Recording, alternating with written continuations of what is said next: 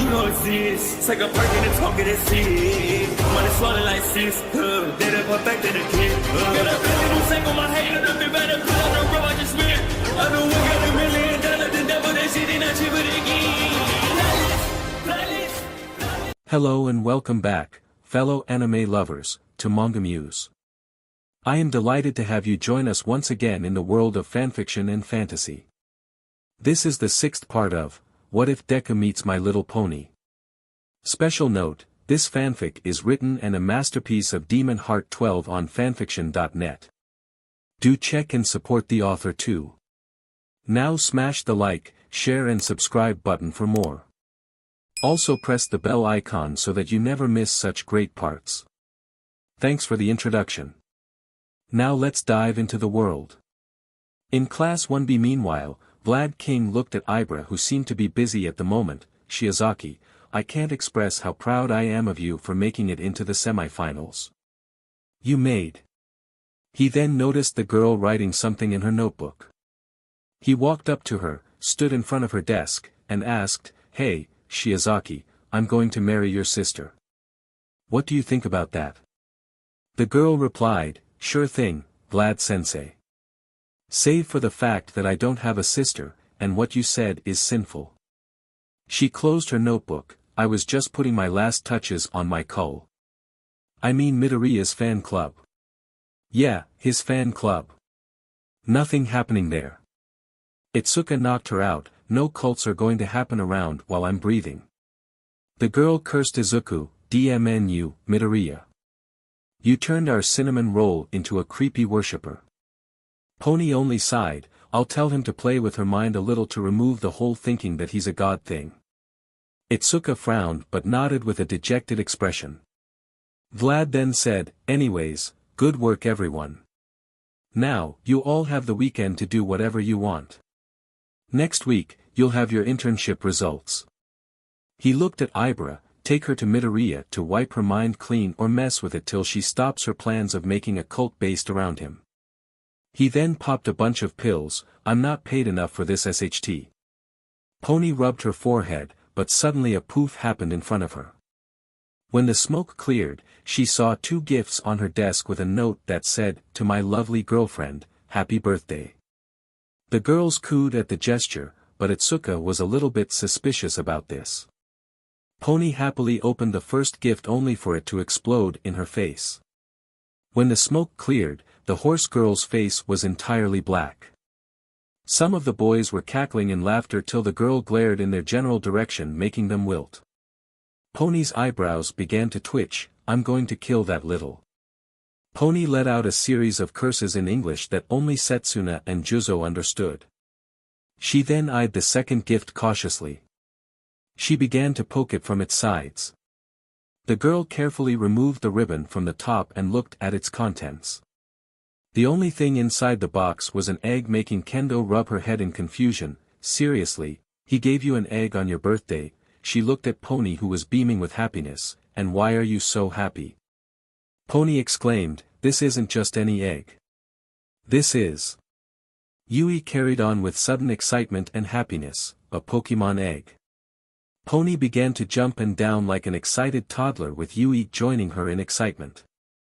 She took out the egg and examined it further. The egg was brown with a zigzag pattern. The egg began to shake and rattle. The egg finally cracked a little.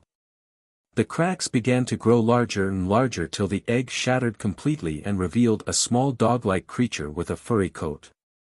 Pony and Yui exclaimed excitedly, It's an EV. It's so cute. The girls had other reactions. Kinoko smiled at the cute creature. Setsuna smirked since she still had the stronger creature. Ibra looked at the creature with evident shock. Itsuka sighed as she felt that her life would be 10 times more complicated from this moment going forward. Yui looked at Ibra, Hey, Ibra. The religious girl looked at her, Do you think I can join your fan club? The vine-haired girl nodded making Yui smile. Kendo then smacked them both, No making creepy cults under my supervision, got it? Izuku then appeared from nowhere. He looked at Pony and asked her, So? He managed to grab his girlfriend's attention. Did you like my gifts to you? I put special thought into both of them. The girl walked to him as she rubbed Evie's hair. Pony looked Izuku in the eyes as she delivered the mother of all kicks to his groin, making the boy let out an inhuman screech of absolute pain. The girl said, "This is for the first gift." She then pecked him on the head, "This is for the second one." The boy didn't even reply because his soul left his body from the pain. The boys rushed to his aid, making the girls roll their eyes. Itsuka then grabbed him by the neck, "Fix Ibra up." She then put him in front of the girl. Izuku rubbed the back of his head, "I don't see anything wrong with her. She seems fine to me." Itsuka replied, "She's planning to make a cult in your honor named the Brides of Izuku or something like that." She then enlarged her fist, "So do something." Izuku looked at Ibra, "Shiozaki, you need to stop this. I'm no god." He then opened a portal and brought out a stick from it. "Now, I want you to look in the stick so I can erase any thought you have about me being a god, okay?" Ibra shook her head, "No, I refuse. I have the right as a free person to believe what I want." Izuku rubbed the back of his head in confusion, thinking about a way to make the girl comply. Discord then appeared on his shoulder and gave him some advice. "Look, here's the game plan." Izuku listened carefully to his mentor, "Now go do it." Izuku then asked her, "Do you think this is what Jesus wants you to do?" The girl stiffened as she shriveled up on herself. She looked away and said meekly, "No, but..." Izuku carried on, "You don't want to be considered blasphemous, do you?" "No, but..." Ibra started before exclaiming, "There are already 10 different churches that revolve around you, and that is now. And they are still going up as we speak. Why can't I have one?" Izuku and Discord looked at each other, deciding to save this information for later on. This information managed to send chills down both their spines.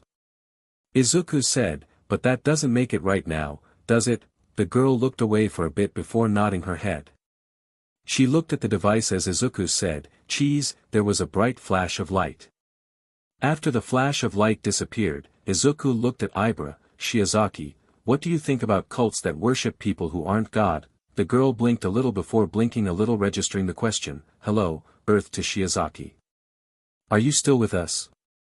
The girl shook her head, "Yes, I am a little bit dizzy, but to answer your question." The girl gained a slight edge in her voice, "I see them as despicable people who strayed away from God's will." Izuku nodded, "Okay, that's cool." He patted her head, "Thank you for your input, Shiozaki." Ibra's interest was quipped by the sudden question, so she inquired, "Why did you ask me that, by the way?" She then saw sweat pouring down his face and Itsuka's face. Izuku coughed, "Well, you see, there have been some people who made churches revolving around me, so I need help in." A finger was put on his mouth. Ibra hushed him, "Worry not, Midoriya." She stood up and walked away, "I'll bring my crusading equipment." She reached the door, "I'll see you in front of the school in half an hour." Izuku scratched his head, "Okay, that just happened." He looked at Kendo, "I just hope I didn't send her to start a sudden crusade." Itsuka sighed, "Just in case, Kamakiri, front and center." The boy marched and saluted Kendo, "Hide your sword collection away, because I'm sure I saw a bored sword there." Kamakiri nodded his head and ran away. Pony then poked Izuku on his shoulder and asked him, "Does it evolve? Where can I find a rune to make it evolve even further?" Izuku shook his head, "This one doesn't need a rune." He lifted his hand, putting out one finger, "It needs one thing and one thing only, constant training and love." Pony giggled, "Dummy, that's 2 things." Izuku frowned a little, "Does that make it a problem?" Pony kissed him on the lip and said, "No, not really." She turned to make away, but stopped to ask Izuku, "Oh, can you tell what does this EV evolve into?" Izuku hummed, "Well, since it is with you, it will most likely evolve into Falrian due to your fiery personality." Pony hummed a little and nodded her head. Yui poked Izuku in the shoulder. He looked at the girl who was sporting a small blush. Yui then asked, "Can you give me a Pokemon of my own?" Izuku nodded and snapped his fingers. A puff of smoke appeared in front of Yui, making the normally expressionless girl beaming with excitement. When the smoke cleared, a small dinosaur-like creature appeared. It was colored blue with a gem on its side. It had blue eyes. The girl hugged it and began to jump up and down. Yay, it's an Amora. Everyone in the class, especially Kendo, had a disturbed face since they never saw Yui this animated before. It felt wrong to them to say her this expressive. Kendo sighed and looked at Yui and Pony. Look girls, you can keep them, but remember one important detail.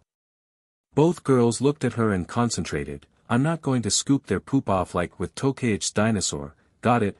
She messaged her forehead a little. One more unexpected chaotic event, and I'm going to have a breakdown. Tetsu poked her shoulder. Big sis, the girl glared at him. We might have a problem. Itsuka looked at the door and was stunned. In front of the door was Ibra. The religious girl was decked in medieval armor with a sword attached to her side. The girl said, "All right, Midoriya, let's go hunt down some sinners and let the word of God shine upon them." Itsuka could only look in shock and disbelief at what happened. She didn't even say a word. She simply just looked and looked, not reacting to anything. Inside Itsuka's mind, a mouse on a small wheel was running as fast as it could. The mouse suddenly stopped and fell down in exhaustion as it rotated with the wheel till it finally stopped. Izuku stood in front of Itsuka as Ibra approached her and looked at the boy. Did we overdo it? Everyone looked at them as Reiko said, I know that I will regret this, but what are you talking about? Ibra suddenly blushed and looked away. Ibra then said, well, I really liked my angel wings, and I wanted them to be permanent, so I asked Midoriya if he could make that happen. He accepted, but asked for something in return. The girl began to drag her foot across the ground. He asked me to help him prank Kendo, making her believe that I think that he's God or something. Setsuna walked up to Ibra with disbelief all over her face. You, the holy maiden. She pointed at Ibra, sold Kendo's sanity for a pair of fluffy white wings. Ibra nodded her head, but Tokaichi hugged her and said, I'm so proud of you right now. The girl wiped a tear from her eye. They grow up so fast, but DMN. Setsuna looked at Izuku and Ibra. You got her good.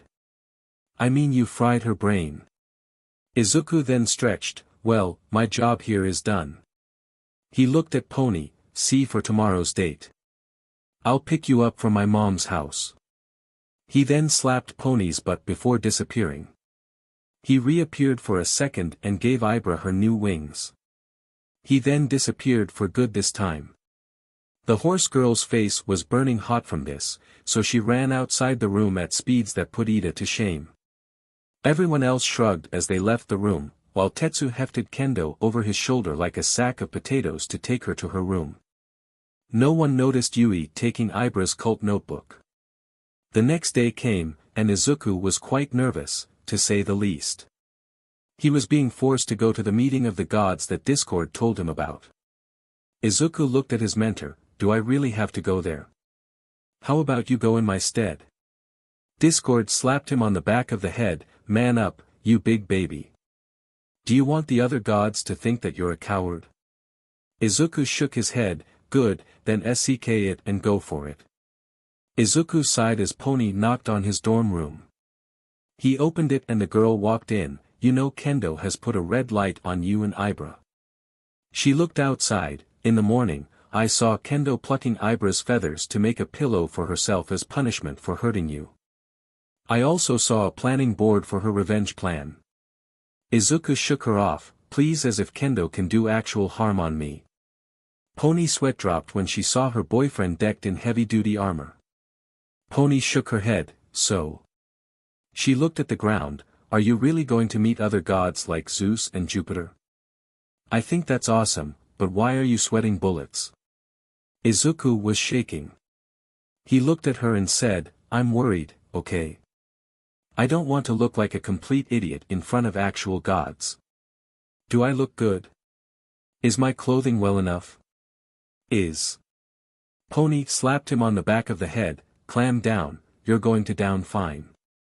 She then added, Plus, those so-called deities aren't any better than you. Most of them spend their time making babies with human women or cursing people like how Athena cursed poor Medusa to be a monster after Poseidon raped the girl. Izuku was dumbfounded. I have to admit that you have guts, pony. He looked around, I mean how you're willing to face the wrath of gods be placed upon you. The girl shrugged, I'm not afraid of some no-good-for-nothing old fossils. The boy sighed and exited the room. He had to make a trip to Greece because this was where the meeting was taking place.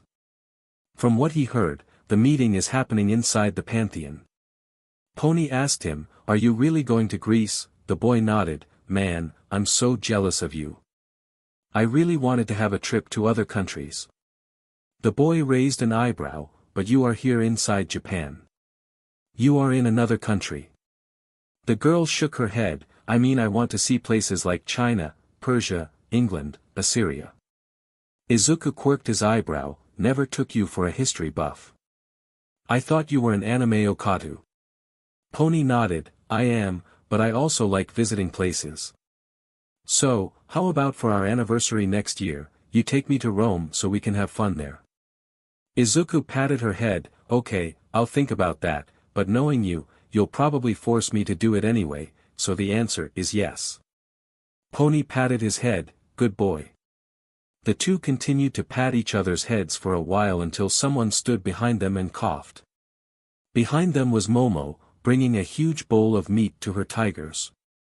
The girl said, although, I think that your relationship is really sweet.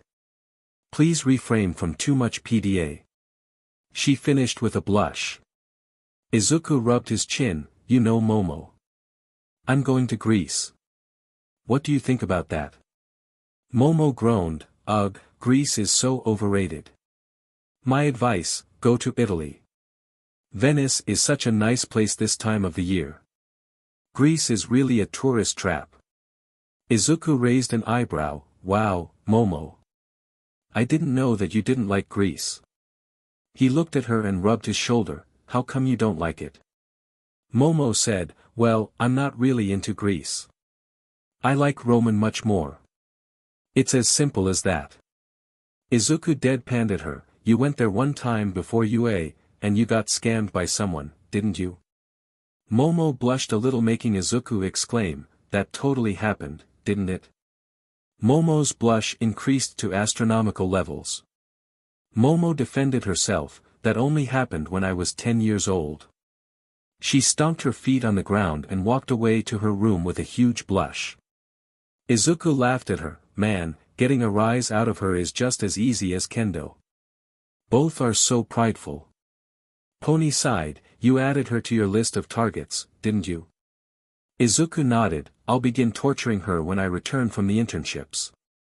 He stopped registering what he just said out loud, I mean annoying her, yeah, annoying her. Pony just shook her head and walked beside him. They bumped into Aizawa, who looked at Izuku and sighed, what do you want this time, problem child? He then saw Pony with him, please tell me that you don't have a rugrat coming anytime soon. One of you is enough. Pony blushed and instinctively kicked the man in the groin, yelling, get your head out of the gutters. The man groaned in pain, having felt this pain once again after Jiro kicked him at the beginning of the year.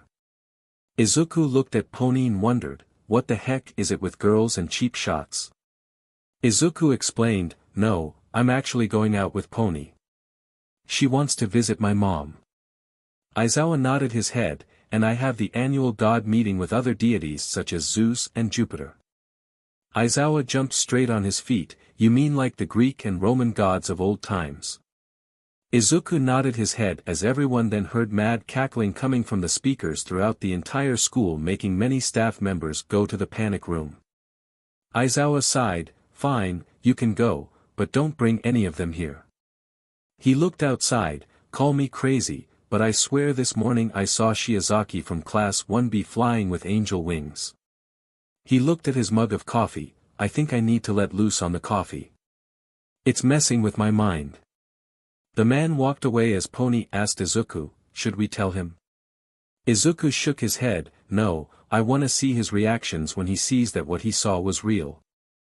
Pony shrugged and went to visit Izuku's mom as the boy himself opened a portal to Greece. Inside the teacher's staff room, Vlad was crying because he was now forced to adjust all training plans for Ibra because of her sudden manifestation of wings. When Pony arrived at the Midoriya household, the girl opened the door and walked, "Hi, Inko. It's nice to." Inko looked at Pony, "What's wrong, Pony? I know I have guests, but there's no need to be shy." The girl looked at the guest and gulped. Inside the living room was the president of the HSPC. Izuku gulped nervously. The boy was in Greece now and was heading toward the Parthenon in Athens. Today was his first annual meeting of the gods. He wondered how they even existed. He always thought they were just myths like Hercules and Medusa. Were they just some kind of pseudo-quirked humans? Or were they like Discord?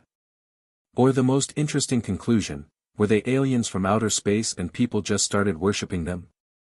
He looked at his mentor who was eating peanuts on his shoulder. "Hey Discord, what is the deal with those gods? I mean, how come they just disappeared one day?"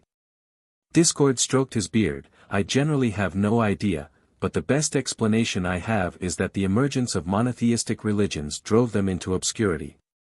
He rubbed his right horn, "But what they are exactly? I'm not really sure. They're not like me.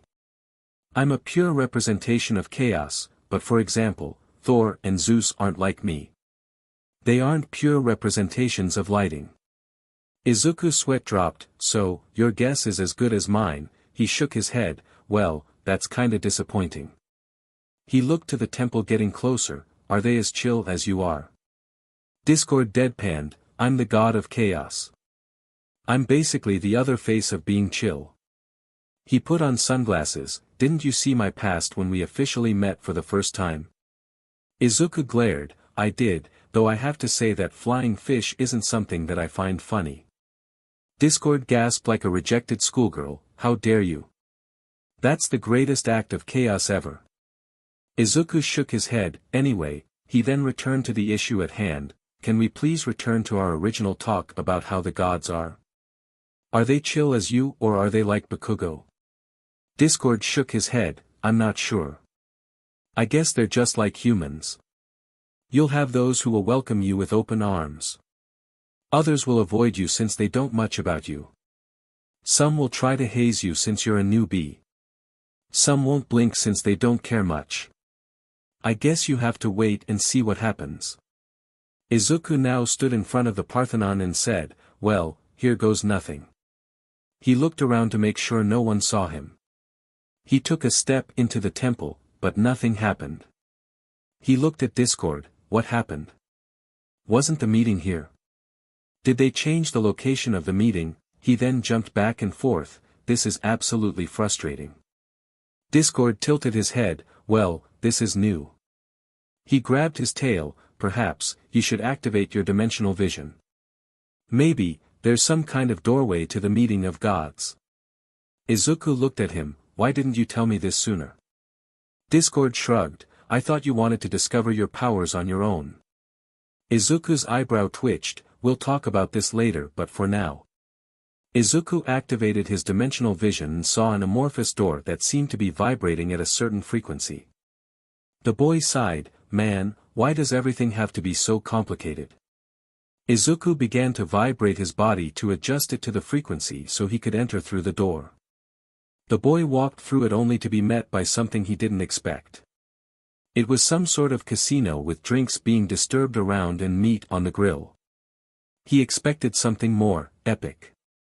He thought that the meeting of gods would have thrones hanging in the middle of space. He imagined burning corridors mounted with the heads of each god's enemies. All in all, he just thought there would be something more intriguing. He walked around for a bit before he bumped into a very appealing lady. He wouldn't say it out loud, but Pony would look. He then remembered something that made him shiver. Pony grabbed him by the neck a night before he went to the meeting of the gods. "Listen here and listen well. If I feel for 1 second that you fooled around with one of the goddesses of love or FRTLTY. She grabbed him where it truly hurts, you won't be able to walk again, understood?" The boy shivered a little. Never once in his life has he felt such pure terror for his nether regions. He wondered how she could threaten him with such horrific physical harm. Izuku then heard the woman talking to him, "Greetings, I'm Athena, the Greek goddess of wisdom and strategic war. And who you might be?" He noticed that her hand went to her sword. "You seem to be a bit lost." Izuku began to sweat. "I'm Izuku Midoriya. I'm the god of chaos." Izuku looked away, even though I was kind of forced into it. Discord slapped the back of Izuku's head saying, "Don't chicken out now. We're in the middle of the meeting of the gods. Grow a spine." Athena gained a look of realization. "Oh, you're the newbie who caused a cosmic imbalance." She then looked at Discord, who chuckled. "Well, to be more accurate, your mentor caused a cosmic imbalance. This gave you a very bad name even among other gods of chaos, though Eris loved your fight against the blonde boy." Izuku's sweat dropped. "What about you? Do you hate me like the rest?" Athena patted his head. "Of course not, it's been boring around here lately. A new face would be appreciated." She then looked at her father, who was busy talking with Thor. "Though my dad doesn't want you to be here." She stopped for a bit, "And so do the Egyptian gods, Mayans, Norse, Incans, Roman, Phoenicians." Izuku stopped her. "How about you make it easier for me and tell me who wants me here?" Athena nodded. "Well, other than Japanese and Chinese deities, I think that only Ares and Loki want you here, since they find you amusing and want to teach you their ways of chaos." She looked around. "By the way, reject my brother's offer. His teachings will oppose your heroic attitude." Izuku nodded his head. "Well, I'll go to the Japanese side." Athena waved him goodbye. "Good luck, Izuku." She looked at Zeus. "You'll need it later." Izuku looked at Discord. "Well, this wasn't so bad." He wiped some sweat from his forehead. "I thought she would be more unwelcoming. Let's hope the Japanese are like her." He walked toward a woman who seemed to be shining like the sun. He put on some glasses. "Hello, I'm Izuku Midoriya. I'm the god of chaos. The newbie god." The woman looked at him and smiled. "Greetings, youngling. I'm Amaterasu, the goddess of the sun in Japan. I'm happy to meet a new god." She then turned and glared at Discord, and unhappy to meet a leech who tried to destroy the boy's life. "I think this is divine retribution." Amaterasu grabbed him and introduced him to other gods from Japan, such as Fujin, Rajan, Tsukuyomi, Sujin, and some other gods and goddesses from Japan. They all welcomed him, given that they are from the same origin, but they all seemed angry at Discord for causing a cosmic imbalance. He was then introduced to the Chinese gods and goddesses, including the immortals, which were interesting. He hoped things would continue to be good as it is right now, but the meeting was about to begin, so he knew that things would begin to go downhill from there. The meeting began with Zeus saying, "Gods, goddesses, we meet yet again." He looked around looking for the one person he wanted to see. He spotted Izuku and smiled. "This year we have fresh fish that managed to enter godhood at the expense of destroying everything, till a goddess to balance him out suddenly appeared." He looked at Izuku. In a blink, Izuku found himself being held up like a prize toy. Zeus then said, "This person here is a new god. Can you believe it? A lowly human who came from the dumps of his society." He then made electrocuted Izuku a bit using his thunder, making the boy annoyed. Izuku phased through Zeus's grip and fell to the ground. He looked at the old god. "What's your problem? I didn't do anything, so why are you against me?" Zeus growled, "Other than your low BRTH. We came from cosmic powers. You came from people who grovel at our feet. You're no god. You're only a low human who shouldn't have come." He crossed his arms. "I honestly thought you were going to send your girl in your stead. I am fair, so I congratulate your courage." Izuku felt a vein on his forehead throb. "So, all this about is some kind of pity feud?" Izuku pretended to cry. "Oh no, I can't help but feel sorry for you. I'm so sorry that you're a beach who just can't accept me." He then laughed. "Bah, I'm sorry, but you're old news." Zeus was enraged and other gods followed his lead, seeing that someone of low birth was insulting them. Izuku crossed his arms as Zeus yelled, "You dare insult me! Zeus, the god of Greek gods." Izuku yawned, more like the god who can't keep it in his pants. Zeus was now red in rage. Ares on the side was laughing with Loki. "I mean, you have a lady as appealing as Hera and you fool around with other women. For shame to the god of gods, for shame." Hera crossed her arms and glared at Zeus. The god of the sky growled, "Do you think that some lowly human can talk to me like that?" Izuku yawned, "In case, you forget I'm a god just like you, and I'm so much stronger since my powers are embedded in the universe itself." He flicked the man in his head, "So do what you want, old man, because I don't care. I can beat you with relative ease." A lot of the gods began to mumble among themselves about the boy's arrogant attitude, but Zeus smiled, "Is that so?" Izuku nodded, "Then why don't we have a little spar? If you win, I and the rest of the gods will accept you. If I win, you go and never return to this place and your powers will be chained so that you can never use them ever again." Izuku didn't even think about it. "Deal, but don't come crying to me when you lose." Zeus then slammed his hand on the ground, then let the fight begin. The landscape began to morph into a fighting arena, making Izuku let out a whistle. "Now, that's much more like it. This seems He wasn't able to finish his sentence because Zeus punched him in the face, embedding the boy into the ground. Izuku came out of the ground grumbling, saying, "Cheap shot." Izuku saw a thunderbolt coming toward him, but he grabbed it, causing it to get electrocuted lightly. Izuku frowned, "Enough of that." He slammed his foot on the ground and made pillars from the ground as he said, "To me Mjolnir." Thor's hammer then went to Izuku, shocking the gods. Izuku then blindsided Zeus and slammed the hammer into his gut before summoning lightning and hitting him square in the chest. Izuku then opened his mouth and blasted him with fire. Zeus gathered himself. He grabbed Izuku's mouth, silencing him before summoning thunder through his hands to fry Izuku, but the boy summoned a battery that sucked all the energy from Zeus's attack. Izuku turned his hands into crab claws and grabbed Zeus's hand, throwing him away. Izuku then turned into an alien and attacked Zeus. The boy bit into the man's neck and began to thrash him around, but Zeus punched him in the gut. Zeus threw the lion off him only to be blasted in the face by Mjolnir's lightning attack. Izuku then said, "Man, Thor's hammer is awesome. No wonder Loki wants it so much." The hammer returned to Izuku, but before he could do anything, Zeus slammed an insane amount of thunder on him. The man huffed and puffed crazily. "So how's the strong one now?" Zeus suddenly felt an insane amount of gravity being slammed on him. He didn't know why, but he began to kneel down. "You're kneeling for me." Izuku came out of the mist. He put a hand on his face. "That's just too much." Zeus managed to break free from the gravity attack and traveled at supersonic speed to Izuku.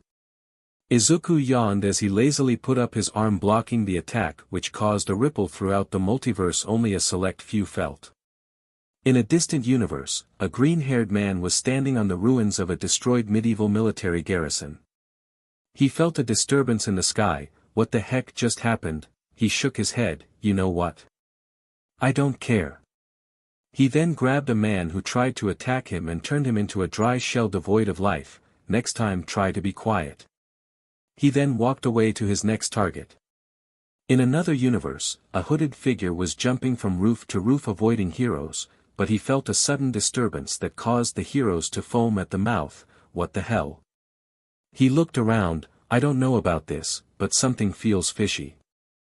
I hope Father isn't behind this." In another world, a mask-wearing Izuku was looking at the Class 1B being turned into Seminomus. He then felt a shiver run down his spine. Intriguing. What just happened? In another place inside the multiverse, a green-haired boy was watching an All Might video, feeling happy that he's All Might's successor. He felt a sudden disturbance that shook his room.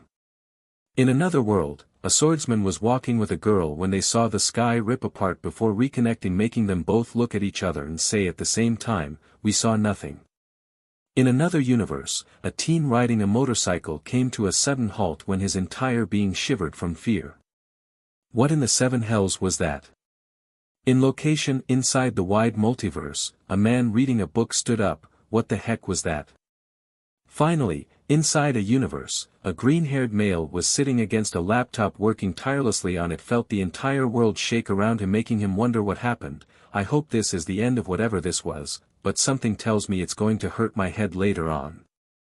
Back to the original universe, Izuku said with a cheeky smile, I bet a couple of versions of myself saw what happened in their universe, but only a select few felt it.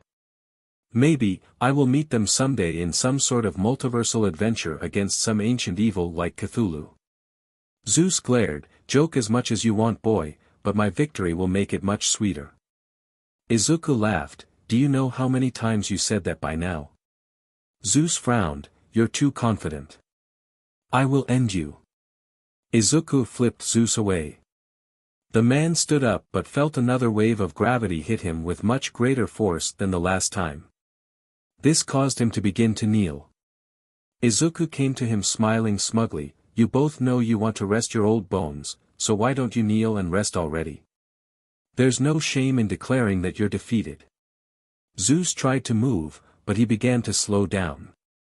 He suddenly stopped, don't tell me that he made me stop. No, he clenched his fist, I hate to admit this, but he might be one of us.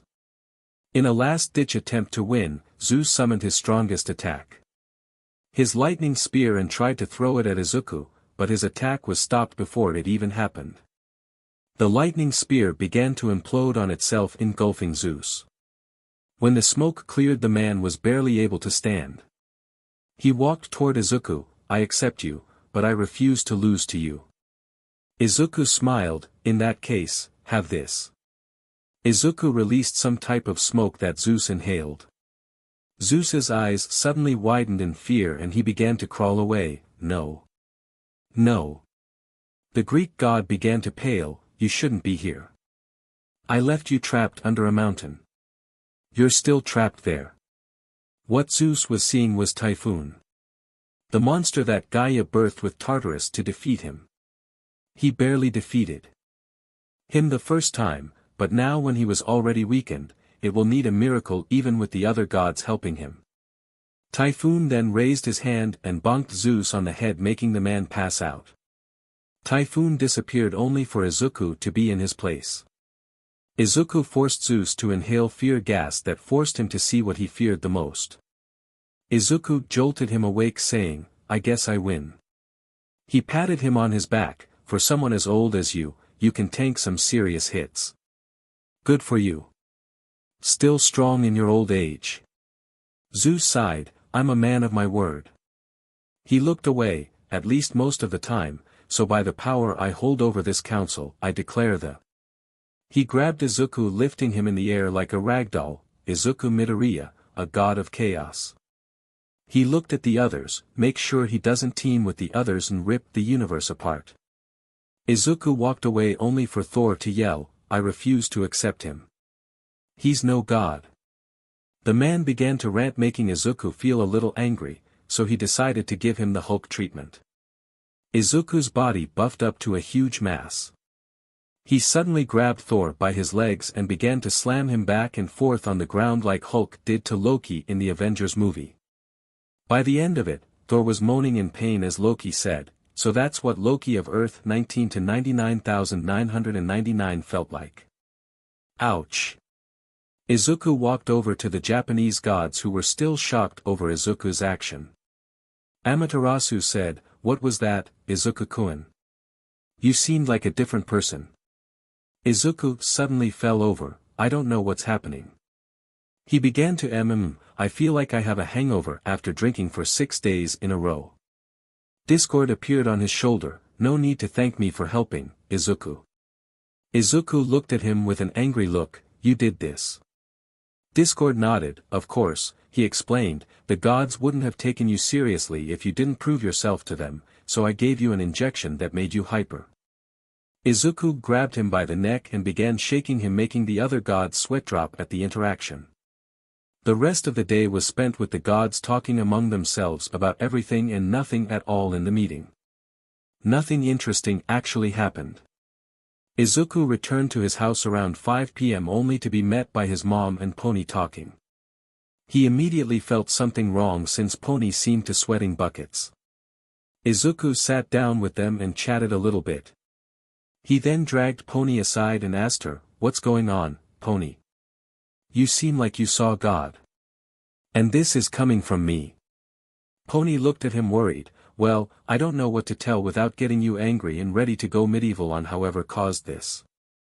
She chuckled, remembering what he did to Bakugo for her sake, "But this is serious, Izuku, so promise that you won't do anything stupid." Izuku nodded his head, but made sure to sprout a tail to cross it, making Discord shed a tear of pride. Izuku knew that he needed to act should he see the situation demand it. Pony then began explaining what happened. "Do you remember when I told you I'm going to visit your mom today to give her a ticket to a 5-star hotel for the next 2 weeks that I won?" Izuku quirked an eyebrow. "No, you never told me that." He shook his head. "Where did you even get such a thing? Is that even possible?" Pony shrugged. "Mama won in some kind of lottery and gave it to me since she wanted to return to the States." Pony then looked away. "But I already had something planned for us, so I gave it to your mom. So congrats on the free trip she just gained." Izuku hummed in approval. "Yeah, thanks for giving my mother such a wonderful plan." He then tilted his head. "Can you tell me what your plans are?" Pony winked at him. "Oh, Izuku," she tapped gently on the cheek, "how can they be a surprise if I told you about them? I guess you'll have to wait and find out what I'm planning." Izuku felt fear, but at the same time, he also felt excited, wondering what Pony was planning for him. He truly was excited. Pony then returned to the subject at hand. "Well, when I came, I found that your mother had someone drinking tea with her." Izuku quirked an eyebrow, not seeing what was wrong with that. "Well, the person who visited your mom was the HSPC president." Izuku felt a chill pass through his spine. "Okay, tell me everything." He grabbed her shoulders and shoved her down on his body. "And I mean everything." Pony rubbed her shoulder. "Well, it all began." Pony looked at the president of the HSPC. The woman looked back at her and smiled. "Hello, young lady. I saw you during the sports festival. You had an impressive performance." Pony began to sweat, but she kept a calm facade. "Thank you, ma'am." Inko then said, "Oh, Pony. Can you believe this?" Pony looked at her. "She came here just for Izuku." The president smiled, making Pony even more nervous than she already was at the moment. Pony shook her head. "No, I had no idea, but why?" Pony noticed the president's smile widen. "I mean, everyone performed very well." "Sure," Izuku stood out a little bit, "but not that much." The president then said, "I'm sure given that you're his girlfriend that you should know he stood out among the students like a sour thumb in the middle of the crowd." Pony merely nodded her head, accepting the woman's reasoning. "DM it, what does she want?" Pony was worried deeply. "Mama told me the HSPC doesn't come unless they want something. That's why she quit the hero business in Japan and moved permanently to the States." Pony asked, "So how can I help you, ma'am? What do you want to know?" The woman smiled. "Nothing. All that I want is for Izuku Midoriya to get an internship where his skills will be appreciated." She then smiled ominously, although only Pony caught the hidden meaning behind her smile. "Also, I want him to take an internship where he'd be protected from any unfortunate accidents that could put his life in danger or his loved ones." Inko gasped. "So, that's why you came to protect my baby. Thank you very much for protecting my son." Inko, due to her innocent nature, didn't quite catch the threat the president delivered to her should Izuku choose any internship except one from the HSPC-sponsored heroes. Pony did. She was going to tell Izuku. She only hoped he wouldn't go medieval on their butts. Pony finished telling her story. "So yeah. That is what happened, so tell me, how was the meeting of the gods for you?" She gained a very serious look. "And why did the sky shatter for a moment before repairing itself?" Itsuka called me telling me that she's inside a panic bunker eating canned beans like a crazy person. She's about to reach a new level of crazy like my uncle JHN. Izuku replied, well, Zeus called me out on a duel, so we had a couple of cosmic punches that shook the multiverse a couple of times. He looked outside. I'm sure a couple of versions of myself saw their world shake to their core. Pony's sweat dropped. Do you always cause trouble wherever you go? She shook her head. So Izuku-kun, are you ready for a date? I have the cutest outfit. Izuku nodded. Yeah, I'm going to take you to this cowboy-themed cafe down the street. Pony pouted. Are you going to take me there just because I'm an American? She crossed her arms. That's really uncool, Izuku. I thought you would take someplace more romantic.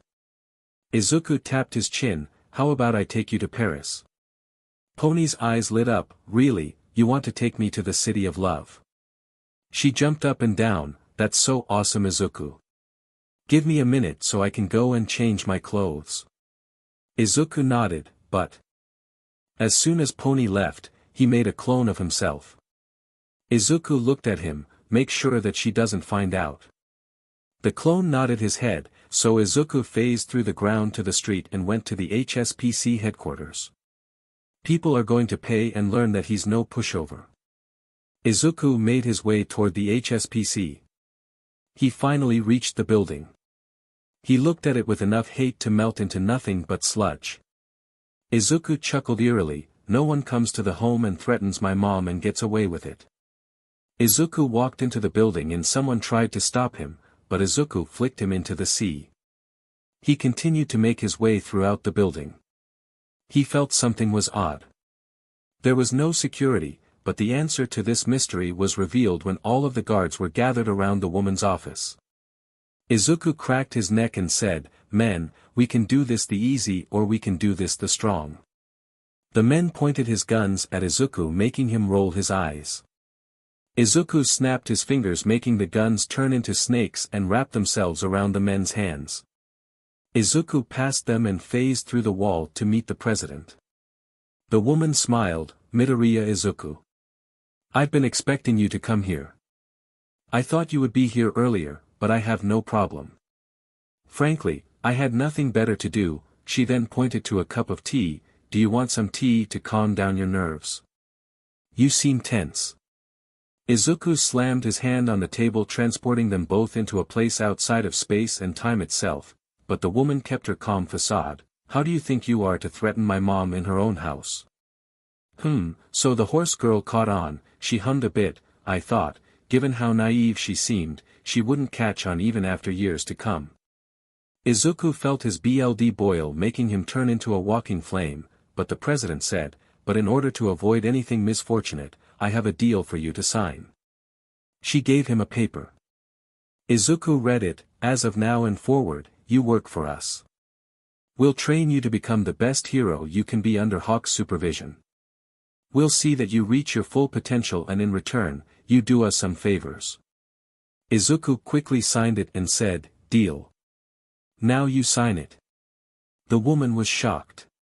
She thought Izuku would argue, but she thought that since his mother's life was on the line, he just conceded.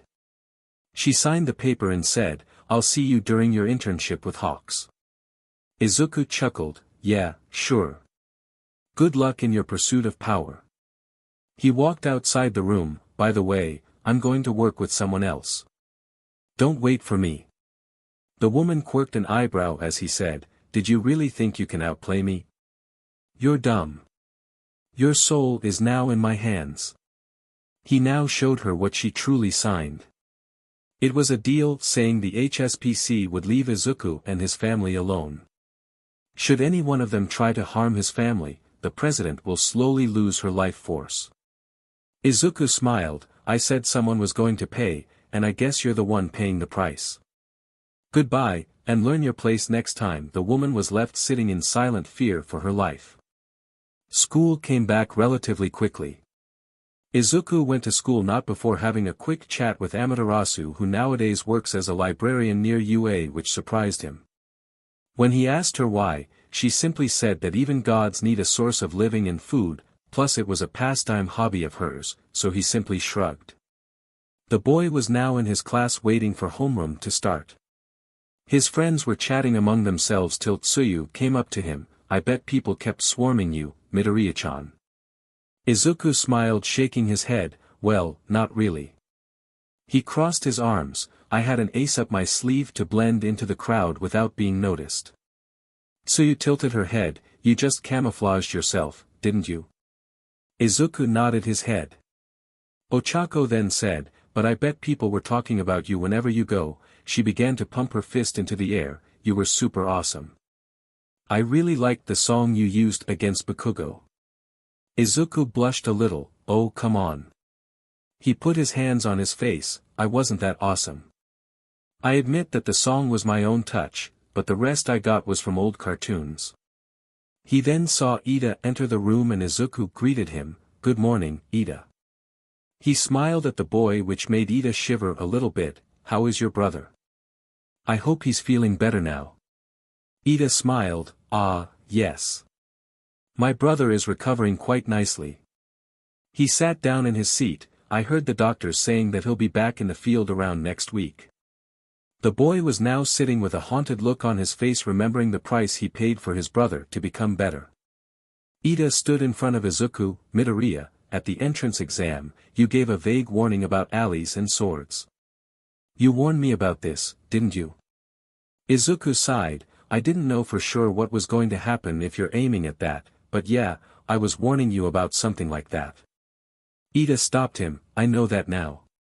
He dragged a hand across his face. At first, I thought it was crazy rambling, but now, I blame myself for not taking it more seriously. Izuku patted him on the back, but Ida asked him, but I came here to ask you one question. Ida looked at him with a hopeful look. Can you heal my older brother? Izuku smiled deviously. Of course, I can, but I want something in return, not money, just for you to sign something. Ida nodded his head rapidly, so much so that Izuku for a moment wanted to call him Rapidmon. Izuku conjured a contract and a knife. Okay, I'll cut your thumb so you can sign it with BLD to make the deal bend you forever. Ida paled but did as Izuku told him.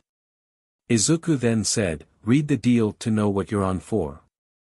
Ida took the deal and began to feel dread. It was a 100-page deal. The front and the back were fully written. He sighed as he read it, feeling dread engulfing him with each word. Ida sank into his seat. Now, I understand why Kendo calls him a demon. In the meantime, Tensei was laughing with Izuku at Ida's face after reading the deal. What Ida didn't know was that Izuku healed Tensei before Tenya asked Izuku. The deal was just to screw with Ida and secure for himself a sidekick in the future.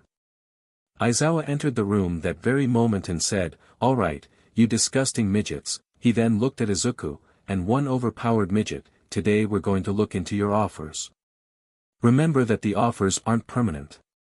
Pros picked for your performance at the sports festival, but they may lose interest as time goes on. He then displayed the offers. Usually, the offers are more spread out, but this year, they focused more on the top 4 students, especially one problem child in my classroom. There were a lot of high numbers. Shoto had 4,862 offers, Katsuki had 3,937 offers, and the most shocking of all was Izuku, who had 23042. He has offers from all over the world. Hell, he even has one from North Korea. I guess a madman would like a madman to work with him. Izuku's friends began to congratulate him on this very impressive feat. It was rare to have an outside country offer, but to have offers from all over the world was truly something else. Izuku, on the other hand, had swirls in his eyes, unsure what to pick. There were so many offers to pick from. He felt a little bit dizzy. Aizawa then said, all right, be quiet now. We still have something very important to do that will determine your future in heroics. He looked at them with a very serious look. You're going to pick your hero. Name. The students began to cheer. Shut up. Was Aizawa's response to the students' cheers. This is very important because if you don't pick them carefully, then you're. Midnight came into the room, going to be in hell for the rest of your career. Midnight then disturbed pens and boards for students to use and write their hero names. All the students were nervous. Izuku could just tell by their faces, but then Aoyama walked up first to Midnight. His hero name was odd, but Midnight for some reason accepted it. Following him was Mina, who wanted to use the name Alien Queen to be her codename, but Midnight refused. Mina was about to back down, but suddenly she felt the urge to argue. The two girls kept talking for half an hour before reaching a compromise to let Mina name herself Acid Queen. Others were lackluster like Jiro's Earphone Jack. Some were cool like Tokoyami's Tsukuyami. Shoto took his "I'm cooler than all of you" attitude a little too much because he just used his name. Finally, it was Izuku's turn. He put his name, going on forward, "I'll be known as the Chaos Hero, Discord." Midnight was about to congratulate him, but Mini Discord appeared with a megaphone and yelled into Izuku's ear, "Hey, don't go around stealing my name." Izuku looked at him, "Why are you even bothered? You don't use it anymore." The two began to bicker back and forth, but Discord finally agreed to let Izuku use his name. Finally, Aizawa let them go after reminding them that they have until the end of the week to submit their internship choice. When Izuku was walking home, Pony walked beside him and said, "Ready for a great date?" Izuku nodded and they went on an amazing date. The date finally ended inside Izuku's home. The two were sitting on the couch making out with each other. Suddenly, Pony stood up and said, "I'll be back." Izuku sat and waited only for his girlfriend to return with a very hot cowboy outfit as she asked him, "What do you think? Are ready to go around with me?" The girl then hugged him and continued their intense makeout session. Hours later, both Izuku and Pony were cuddling each other under a blanket on the couch. Their clothes were thrown around on the ground. In the corner of the room, Discord was near a trash can. "I cannot unsee what I saw today. My eyes. It burns.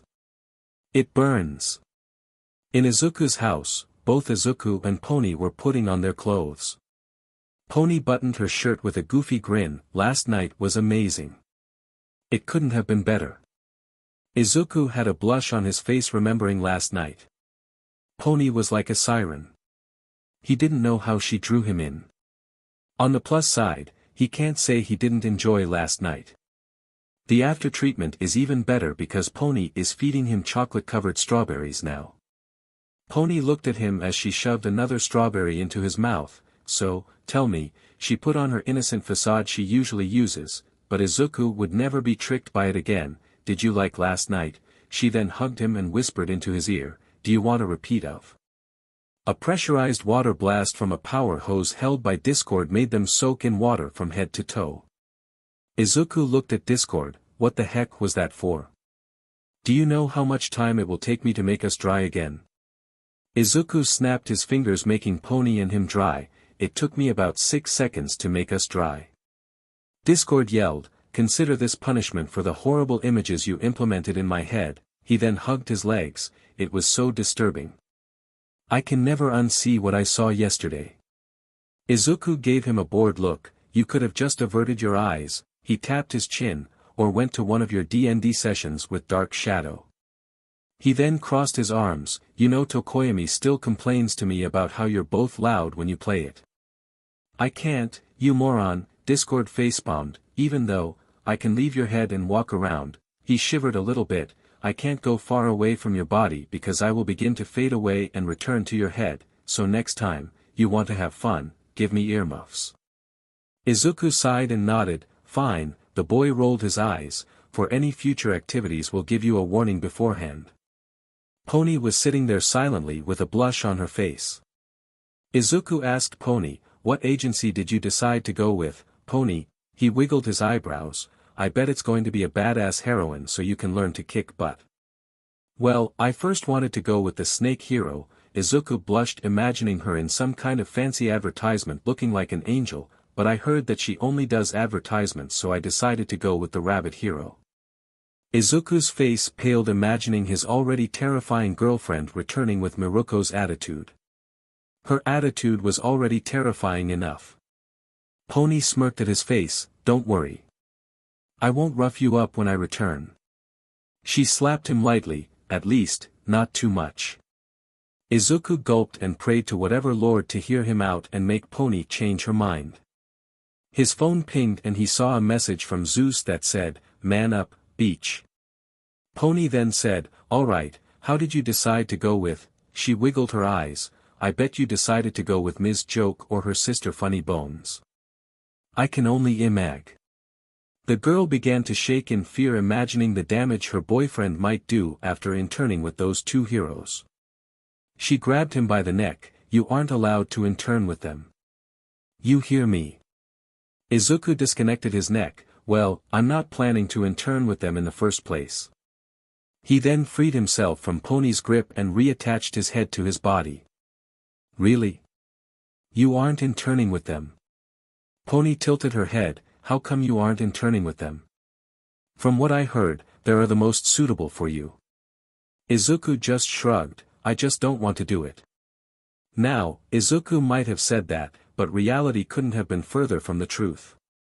Back in Class 1A, Izuku walked up to Aizawa and handed him his internship request. "Aizawa-sensei, I already decided who I want to intern with.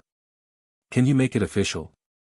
Aizawa looked at him with boredom. "Fine, but word of advice," he took the paper to see who his problem child was interning with. "Next time look for more options. B. Ms. Joke," the man whispered under his breath. He felt a shiver travel down his spine. He loved Emmy. He truly did, but he imagined having Izuku intern with her making his life even more complicated. He trembled at the thought.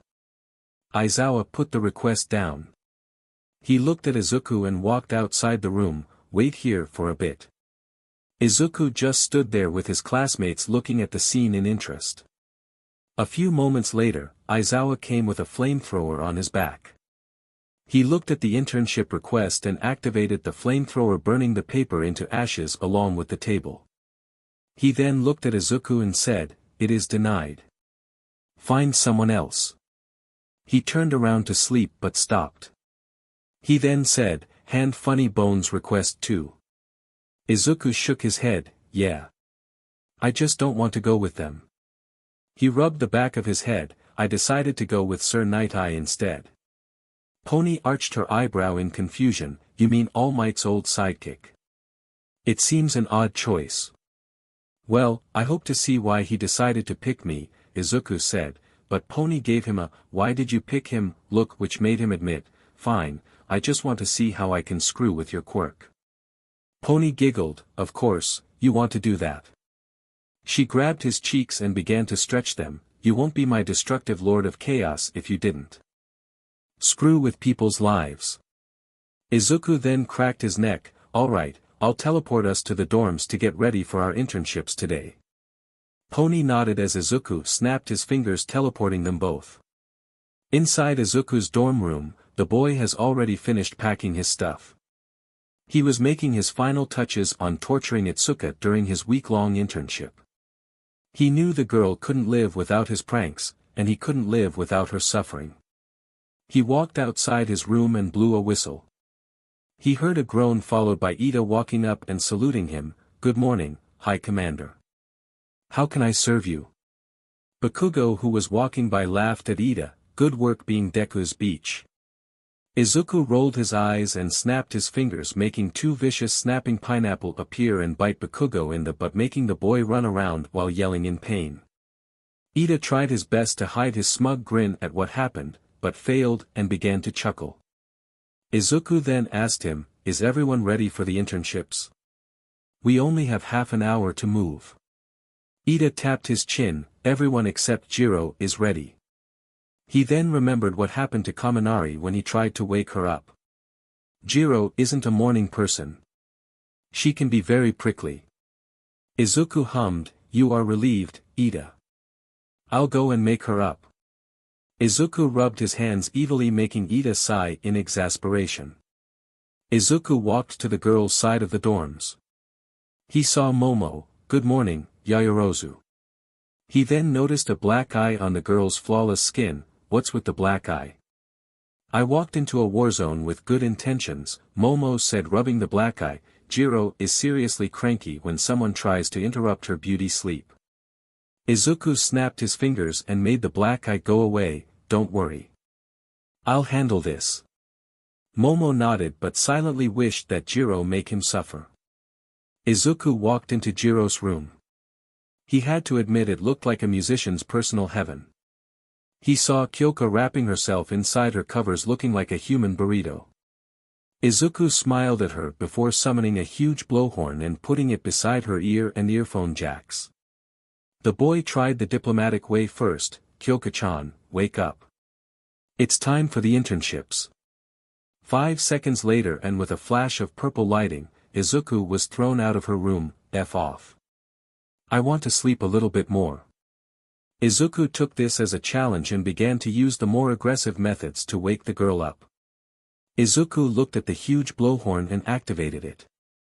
The sound was amplified, causing Jiro to launch herself from the bed and hang to the ceiling in shock. She glared at Izuku. What the F, dude? You know I have sensitive hearing. Izuku chuckled and summoning a cup of water. Well, if you woke up the diplomatic way, I wouldn't have resorted to doing this to you. The girl then backed to her bed and glared at Izuku taking the cup of water from him. Kyoka began to drink, but Izuku made some last-minute changes to the cup. He thought it wasn't hot enough. The moment Kyoka drank it, she felt her stomach begin to turn upside down. She felt like she was being boiled alive from the inside out. She looked at Izuku and growled, "You F-er." The girl then opened her mouth as fire blasted out of it from the hot drink. She quickly ran downstairs to the tap water in the kitchen. She opened it and tried to drink, but this only increased her agony because the water was extremely hot. The girl kneeled to the ground as she felt her insides melt into slag. She felt someone tap her shoulder. She looked up and saw Izuku with a cup of milk. The girl didn't want to trust him, but she had no choice. She took the cup and drank it greedily. Once she finished, she exhaled a sigh of relief as steam exited her mouth. She looked at Izuku rolling on the ground from laughter. A vein bulged on her forehead as she sent one of her earphone jacks into the boy's neck and began to torture him. Kyoka was using OFA to make the vibrations stronger. What the hell is wrong with you? Izuku removed her jack from his neck. Well, consider this as your usual tribute for me. He then noticed something. Hey, Jiro. Does your family have some genetic disease that makes your hair white? He then plucked a white hair from the girl's head. Jiro rubbed her head and said, No, I don't think so. She then looked at the white hair strand. I'll talk with my mom about it. She coughed into her fist and went to her room to get ready. Discord appeared beside Izuku. Why are you concerned? Some people have white hair strands. Izuku rubbed his head. You said that two powers can't coexist peacefully inside one body once, right? Discord nodded, but Izuku shook his head. Nothing, I just thought about something. The dorm's entrance was kicked open. Izuku looked and saw Itsuka twitching with small electric currents going off her. The funny thing about this is that Izuku had no idea what happened. Itsuka grabbed him. Why the hell did I find 2 electric eels inside my shower? Izuku shrugged. How the hell should I know? I didn't send them there. He summoned a calendar. I have lots of projects, but none of them have electric eels. She then threw him like a rag doll across the room and vowed vengeance against the boy, making him laugh. Discord appeared beside him. You truly don't have anything to do with this. Izuku waved his hand, a little meaning that he might have something to do with it, but not much. Back in Itsuka's dorm, the girl was packing her clothes from her week-long vacation from Izuku. A week away from him is like a week in heaven. The girl was giddy that she had All Might's teacher choose to have an internship with him. What the girl didn't notice was that Izuku had prepared for such an occasion. He summoned a raccoon and gave him specific orders to make Itsuka's life as hellish as possible. Its mission started today. Aizawa stood in front of the train station after accompanying his students there with Vlad's class. The man looked around and saw his students' excited faces for the internships. He felt a little bit happy for them, but something was odd and it was making his skin crawl. His problem child hasn't caused a disaster yet. He thought Izuku would have made at least 3 of his classmates by now hear colors. Instead of that, he was just standing there as he looked at Pony with a goofy look on his face. It confused Aizawa to no end as much as it scared him. Midoriya, Aizawa called to his least/most favorite student, "Why are you smiling so much?" He then grabbed the boy's shoulders. "Is Nizu beginning his world domination plans earlier than we thought? I was sure we have at least 10 years of preparations before he begins." Izuku prayed Aizawa off his shoulder. "First, I can smile as much as I want since it isn't a crime." He took a few steps back. "Second, something magical happened last night that you most definitely don't need to know." He then looked at Pony, "And finally, you need at least 20 years of preparations before Nizu-sensei begins his invasion of the world." He stopped for a moment, a mischievous grin forming on his face. "And it's closer than you think." Aizawa paled at the newly revealed information. He took out a special phone and yelled into it, "This isn't a drill. The rat will make his move soon. I repeat, the rat will make his move soon. Activate DEFCON 1. I repeat, DEFCON 1. We have a moral duty to save the world from the rat." He looked at Izuku, and his demonic apprentice. The boy laughed at his teacher's panic. He looked around and saw Mineta twitching. He raised his eyebrow and asked, "Mineta, why do you look like you've been subjected to an electric eel treatment? You look like Itsuka over there." He pointed to the orange-haired girl who was still twitching from the eels from earlier. "I don't know," Mineta said initially as he looked at Izuku carefully. "Every time I look at you, I feel a disturbance in the perv force." He looked at Pony and then looked at Izuku. You. Izuku looked at the small midget clenching his fists. "How could you betray me like that?" Aizawa looked at Mineta. "What in the world are you talking about, Mineta?" He ran a hand through his face. "If you're talking about Midoriya joining Nizu's efforts in world domination, it's been a dead giveaway from the beginning of the year. The best we can hope for is for Midoriya to be a benevolent overlord." "I'm not talking about that," Mineta yelled. "I'm talking about that BSTRD getting laid last night." The small midget exclaimed at the top of his lungs, making everyone look at him. They then looked at Izuku and Pony. The former pretended not to see them while the latter hid behind the former. Aizawa dragged a hand across his face. "I could have lived my entire life without hearing that." He looked at Mineta. "Thanks for that, Mineta." The small midget then spontaneously ignited on fire and began to run around yelling in pain. Izuku said, "Next time, keep such information for yourself." He then blew air toward the flaming boy and implanted him into a wall. Izuku then created a napkin and wiped his sweat away. "Wow, I almost lost my cool back there." He threw the napkin toward the bin, but someone took it. "This will be great for the cult," Yui said with a small smile. She looked at her Pokemon who was shaking its head in disappointment, making the girl sigh and dropped the napkin into the bin. "Just because you asked nicely. Not because I wanted to do it." The Pokemon then nuzzled his face into her leg, making her bend down and pet him. Ibra walked up to Izuku and attempted to slap him, but the boy pointed his finger to her wings, stopping the girl in her tracks. Izuku asked, "Is there a reason for you to try and slap me? How could you defile and stuck Pony like that?" The girl crossed her arms. "I thought you were better than that, Midoriya. What you did was extremely sinful and you must repent." The girl stopped and shivered, feeling a sense of dread coming from behind her. She turned around and saw Itsuka with a demonic aurora surrounding her. "Repent, you say?" Itsuka walked to Ibra and grabbed her shoulder. "Have you repented for trading my sanity for a pair of wings?"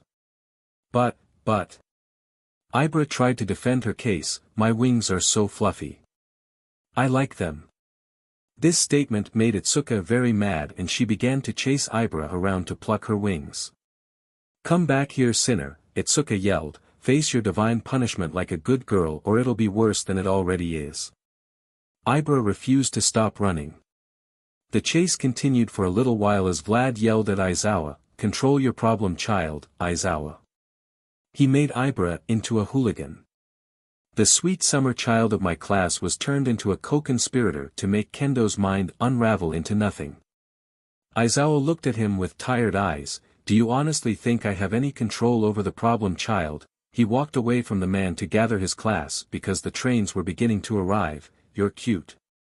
I have no control over him whatsoever. Talk to Nizu so he can put a leash on him, not me. Vlad slumped to the ground and began to cry. He had to make two strong choices. Either allow Izuku to play with his class even further, or make a deal with the demon rat of UA. He then heard a thump. He looked and began to sigh as Itsuka grabbed Ibra and began to pluck Ibra's feathers. He stood up and went to solve the altercation. Aizawa gathered his class. All right, midgets. He looked at Izuku, and overlords. Today, you are going to the internships, so that means you represent UA's reputation, so try your best to be on your best behavior.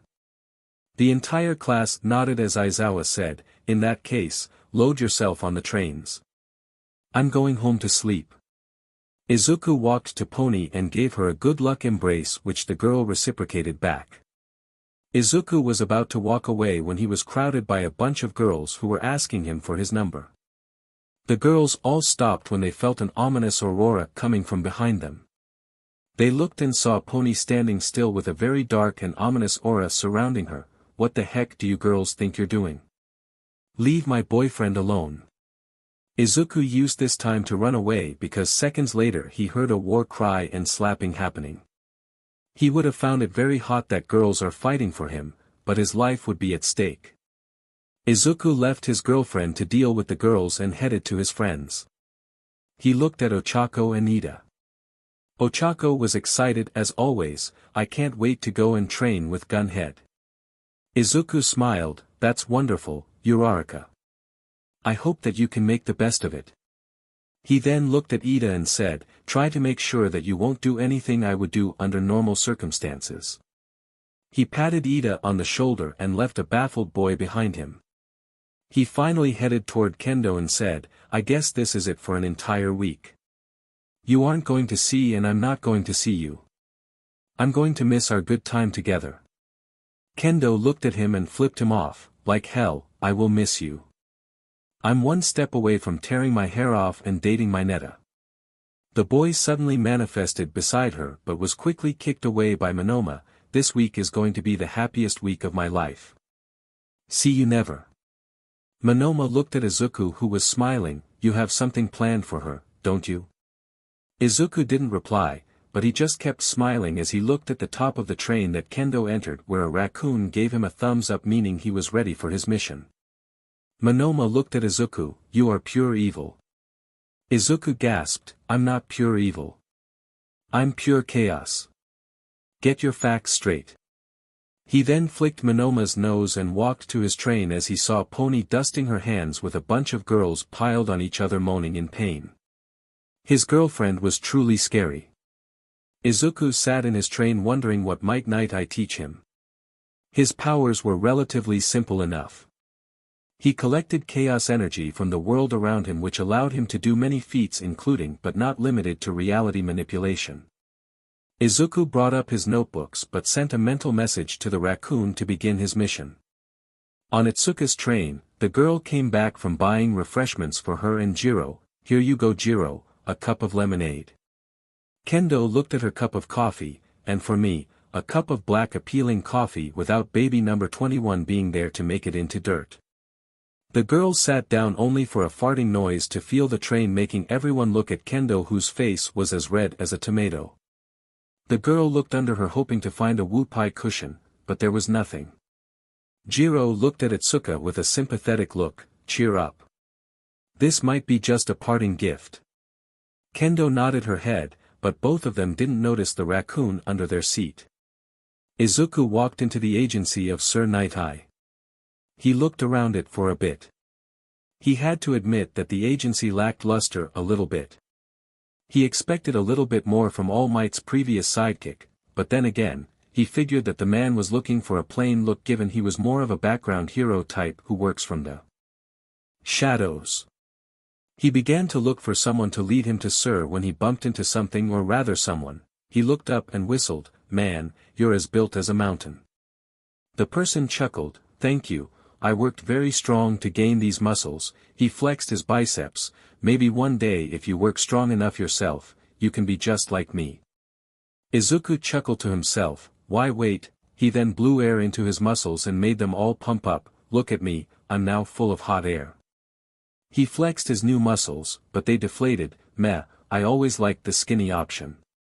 Make things less awkward when I want to change." The person laughed a little. "You have a good spirit, kid." He then walked away, but stopped to introduce himself. "Where are my manners? My name is Mirio Togata.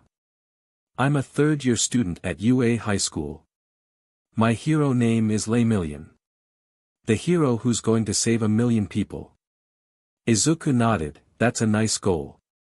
I hope to see you one day in the #1 spot." "You." Izuku grabbed his hand and shook it only for Izuku to be hit by another vision. In the vision, Izuku saw a dark alleyway. He then saw a small horse wearing white garments being chased by a very huge crow. A blonde lion looked at the scene but turned his face away. He backed away from Mirio, who had a worried look on his face. Mirio asked him, "Midoriya, are you okay? You were sweating pretty heavily back there." Izuku wiped some sweat from his face and said, "No, nothing. I felt a huge wave of chaos." He looked at a map and saw Hosu. There must be something big going on in Hosu. "Well, in that case, I'll ask Sir to go there so we can investigate it," Mirio said with a smile. "But enough chit-chat, we need to talk to see Sir. He was very intrigued by you the moment he saw you." Mirio still remembered how Sir Night-Eye reacted when he saw Izuku. It was the first time he saw the man showing genuine terror on his face. It was a little bit interesting if he had to say so himself. Mirio was at Sir's agency training for a bit. He heard Sir call him. He looked at the man who held a serious expression on his face. "Mirio, I asked to come here so you can watch the first years." Mirio nodded his head. "I have to ask. Why do you want me to watch them, Sir? Last year, you weren't so interested in this." Sir replied, "Well, I heard that there might be some interesting characters in this year's festival." Mirio shrugged and sat with Sir as they watched the festival. It was nothing special, but he found the boy with the sentient quirk who ruined his speech a little bit funny.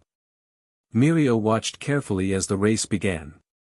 He had to admit that Todoroki had quite the firepower on him, but ironically it was his ice that was extremely strong, though he did notice Sir's unimpressed look as he examined the boy.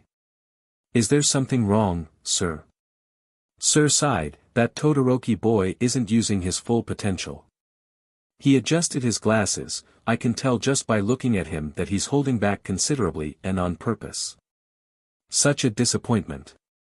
Mirio raised his eyebrow in confusion, but before he could ask, he saw the most incredible thing as one of the hero students lifted the 0-pointer and threw it at another one. The blonde-haired boy smiled. "Now that is what I call power. Now, I have to see, that is quite impressive." Sir nodded in approval. "Such strength. Could he be the one that All Might gave OFA to? Still, he is nothing compared to Mirio." When they reached the huge chasm, both Shoto and Katsuki were having trouble using their quirks, with Izuku laughing at them like an insane person with his sentient laughing alongside him. They then reached the minefield, which began to act weirdly, making pink explosions that affected people in different ways. Mirio couldn't stop laughing when the orange-haired girl was turned into a reverse mermaid. The finale was the funniest when Shoto and Katsuki were turned into puddles, forcing Eraserhead to wipe them away from the commentator window. The cavalry race was a little bit interesting, but there was a lot of action like the previous line. The tournament was the most entertaining part of the festival. He saw the true powers of Izuku Midoriya from the first round, where he sent his opponent crying like a beach, to the second round where he simply made Dark Shadow leave Tokoyami. Then his fight with Shoto was interesting. Ha ha ha ha ha ha. Mirio couldn't stop laughing at Katsuki's flat-screen TV face. "This fight is going to be amazing. I hope we have popcorn." The fight with Katsuki was hilarious. He especially liked it when Izuku began to sing and called Bakugo second. but the true killer was when the monkey emerged from Bakugo's rear, making him fall over from laughing. We need to bring him here for an internship. Mirio looked at Sir and frowned a little. His mentor's face was contracted into sheer horror. It was like he was watching a monster in this sports festival. Sir, the man shook his head and looked at Mirio. Is there something wrong? The man adjusted his glasses. Nothing. I was just interested in that boy's powers. He then looked at his office. Would you go and tell Bubble Girl to bring me internship papers? Mirio nodded. Yeah, I'll be back in a jiffy. Mirio went away, leaving Sir to his thoughts. How is this kid? What kind of power does he have? His eyes then widened. Could he be related to AFO's son? The thought made his body shiver. This was truly terrifying. AFO has a son with so much power that he can change reality itself. This made fighting AFO much more complicated, but he found a little glimpse of hope given the boy seemed more interested in messing with people than controlling them. This still didn't help ease that tiny voice in his head that said run to the hills. Run and never come back. He hoped that the voice wasn't right.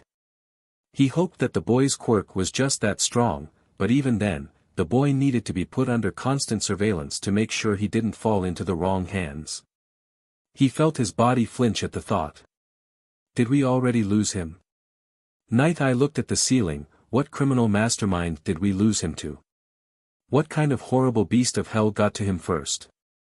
In UA, Izuku and Nizu were discussing their plans for world domination. To start our invasion of USA, I suggest we stage an attack on Europe or the Middle East to distract the country into a bogus war and drain its resources. We then attack.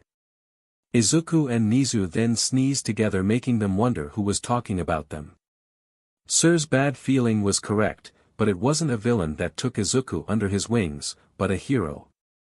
Mirio didn't know why, but Sir's look made him shiver that day. It looked like he was looking into a catastrophic universe that met its end under the fist of a tyrannic ruler. He shook his head. Well, Kohai. They stood in front of an office. I hope this meeting with Sir Night Eye goes as smoothly as possible because Sir can be sometimes a little bit intense. Izuku chuckled. I heard that. Some sources even say that he has a torture tickling machine for people who don't smile that much. Izuku slapped Mirio's back. Can you believe that, Togata-senpai? A well-respected hero has a torture machine inside his office. If this isn't a joke, I don't know what is. Mirio's sweat dropped. Well, he is in it for a huge shock when he sees the tickling machine. Izuku walked up to the door and said, wish me luck. Izuku clenched his fist. I'm going to nail this meeting. Oh yeah. He walked into the office only to be greeted by the sight of a semi-naked blue girl strapped to a machine tickling her with a man standing in front of her operating the machine. Upon closer inspection, he saw the girl wasn't naked, but her costume was really skimpy. Still better than Yaoyorozu's first costume. The man looked at Izuku with a stern glare, but the boy was still knocked out of the loop regarding what was occurring in front of him. Izuku causally summoned a bowl of water. He proceeded to pluck his eyes out and dip them in the water before putting them back into their place. He inspected the scene once again only to see what he saw wasn't some sort of trick or glitch inside the matrix. It was real. Izuku didn't know how to feel about this, but he knew the rumors were true about the tickling machine. Night Eye looked at Izuku and sighed. He then let out the girl he was tickling. Next time, try to smile more, Bubble Girl. The girl nodded and ran outside the room. Night Eye then ushered Izuku toward a chair in front of his desk. Izuku mentally prepared himself for one of the weirdest conservations on the face of the planet, but he quickly said, look, I'm all into kinks and stuff, but tickling machines are off the table. Sir Night Eye coughed into his fist. That was a small punishment for being late on some reports. Izuku tilted his head. Wow, if that was for the reports. What will happen to her when she misses up a mission? He tapped his chin. She gets covered in honey and made into a human chicken. Sir chuckled a little before readjusting himself. No, I'll just put the machine into its max mode. Izuku whistled. There's a max for that thing. He rubbed the back of his head, and here I thought I saw everyone there is to be seen. Guess I need a couple more years. Night Eye then changed the subject. Alright, let's talk business. Why did you choose my agency instead of the many others that you were given? Izuku shrugged. Well, to be honest, I don't know myself. Night Eye raised his eyebrow. I was kinda interested to see why you sent me an internship even though you never sent one before except to Togata-senpai. Then again, I heard you can help me with fine-tuning my powers, so that's something I'm looking forward to. Sir Night Eye hummed. I see. He sat down on his chair. He put his elbows on the table and crossed his hands before putting his hand on them. And what can you bring to the team? Izuku rubbed his hand, laughter gas. My quirk analysis skills are something to be looked at.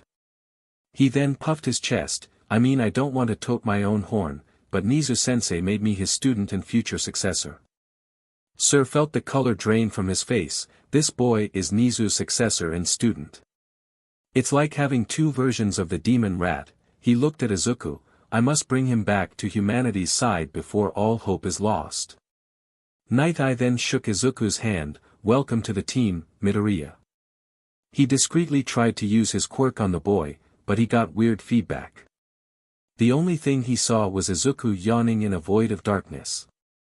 The boy looked at him and waved as if he knew he was there. Sir shook his head and said, let's start your training sessions right now. Sir walked to the door. I'll get Mirio to show you the building later on, but for now, you'll both spare together. Izuku nodded and walked outside the room to put his hero costume on, but he suddenly shivered. I guess Pony has begun her training with Miruko. Hopefully, she won't change that much. He then dipped his head down. Who am I kidding? Once she comes back, she's going to use me as a punching bag. So unfair. With Pony, the girl stood in front of Miruko's agency with a smile on her face. She can't wait to walk in there and learn how to kick butt. She walked instead, but her instincts from living with two brothers who liked to prank her as much as they could breathe told her to duck. The girl threw herself to the ground as a white missile went soaring past her outside the rabbit hero's agency. A voice then said, good reflexes, kid. Miruko came back in with a smirk on her face. Most people wouldn't have been able to dodge that kick, but you managed to do it, so good for you. Pony went to Miruko and began shaking her hand. Mrs. Miruko. I'm a big fan of yours. She took out a notebook. Can I have your autograph? Please. It would make my boyfriend really jealous. The woman smiled. Of course. She signed the notebook and handed it to Pony as she said, but know that flattery will get you nowhere here, so get dressed and meet me in the gym. Pony nodded and went to put on her costume. Izuku walked with Sir to the training grounds. For Izuku, it was an opportunity to see how he could stack up against his senpai in school. For Sir, it was an attempt to see how well Mirio can stand up against Izuku in case the boy decided F it, I'm going to go AFO and take over the world to be the ultimate demon king or something like that. For Mirio, who was waiting inside the training room, it was a new chance to fight someone new and steamroll all over him. For poor Mirio, it was his bad luck that drove Izuku to be his new sparring partner. Midoriya, Sir spoke, grabbing Izuku's attention, when you fight Mirio, I don't want you to hold back. I want you to fight him as if he was a real villain and your life depends on winning this fight. Izuku tilted his head until it was 180 degrees, you want me to fight him at 100%? He then fixed his head, are you sure that you didn't eat something funny or are you just plain crazy? Sir felt his eyebrow twitch. Yes, I want you to fight him at 100% to see where you are in terms of strength. The man adjusted his glasses. I don't want to brag, but Mirio is the next number hero. Discord appeared and snorted. That's until Izuku came to the scene. The man looked at the sentient quirk. Izuku is going to steamroll over your student. He can already defeat All Mights. Izuku grabbed Discord's mouth and tied it into a knot. Sorry about him, but he likes to talk very much. Izuku then threw the ex-Chaos Lord over his shoulder like a ragdoll, making Discord feel a bit peeved. Sir bit his lip. He knew the quirk was talking about All Might's successor. He wanted Mirio to be All Might's successor, but the man couldn't see reason. Mirio was perfect. He was like the second coming of All Might, but the man couldn't see it. He only saw some hero student with a mediocre quirk that couldn't match up to Mirio. The original reason why he requested Izuku was to see if he had OFA, and he was going to nicely ask him if he could hand OFA to Mirio since he's the more worthy candidate, but now he has no idea whatsoever about the person who has OFA, but all he knows is that Izuku knows who has it. Sir coughed into his fist, "Look, I can't hold you accountable for whatever your quirk says, but try to keep him under a tight leash." Discord appeared back on Izuku's shoulder and stuck his tongue out. Izuku shook his head. "Anyway, are you sure that you want to go all out against Mirio?" Sir looked at him with an annoyed look. "I mean that even 10% of my power is too dangerous for him." Sir felt very offended at this moment. "Are you saying that Mirio is too weak to face you?" Izuku rubbed his head. "No, all I'm saying is that I just don't want to harm him too much." Sir replied, "Don't worry about Mirio. He can take care of himself and is more than strong enough to handle you." Sir adjusted his glasses once more. "Overconfidence can kill you in the field." Izuku smirked. "It isn't overconfidence." Izuku made an opening to the sky and began blasting air into it. "It is just skill, my good sir. Pure skills." He then closed the portal. Sir rubbed his head. "Alright, why did open a portal to midair only to pump air into it?" Izuku smirked. "I just closed the ozone hole." He walked away from him. "Good luck having Mirio-senpai beating that." Izuku flexed his muscles once more. Sir's eyebrow twitched at the challenge presented to him. "Okay, let's make a small deal between us." Izuku eyed him up and down with discord crawling around the man on the ground. "So, I assume that you're interested in my offer." "I'm not interested," Izuku replied, "I'm just taking a sucker's deal." "You're going to lose anyway." "I'll take your reply that you're at least intrigued." Sir gritted through his teeth. "So, do we have a deal, now?" Sir extended his hand only for him to see it being engulfed in green energy. The man began shaking his hand as Izuku said, "Why do you look like Alastair from Hazbin Hotel right now? You should look at yourself in the mirror. You look like a shady drag dealer." Sir coughed into his fist. "I agree with you. I didn't look like a hero a moment ago, but I ask you again, do you accept my deal?" Izuku merely shrugged and shook his hand. "Alright, the deal is simple. If you win, I'll admit that you're better than Mirio," Izuku yawned, "but if you lose, you're going to use your powers to transfer OFA to Mirio since he deserves it." Midoriya's eye widened. "Wow, this guy is kinda sneaky." He rubbed the back of his head. He also has a very weird obsession with Mirio having OFA.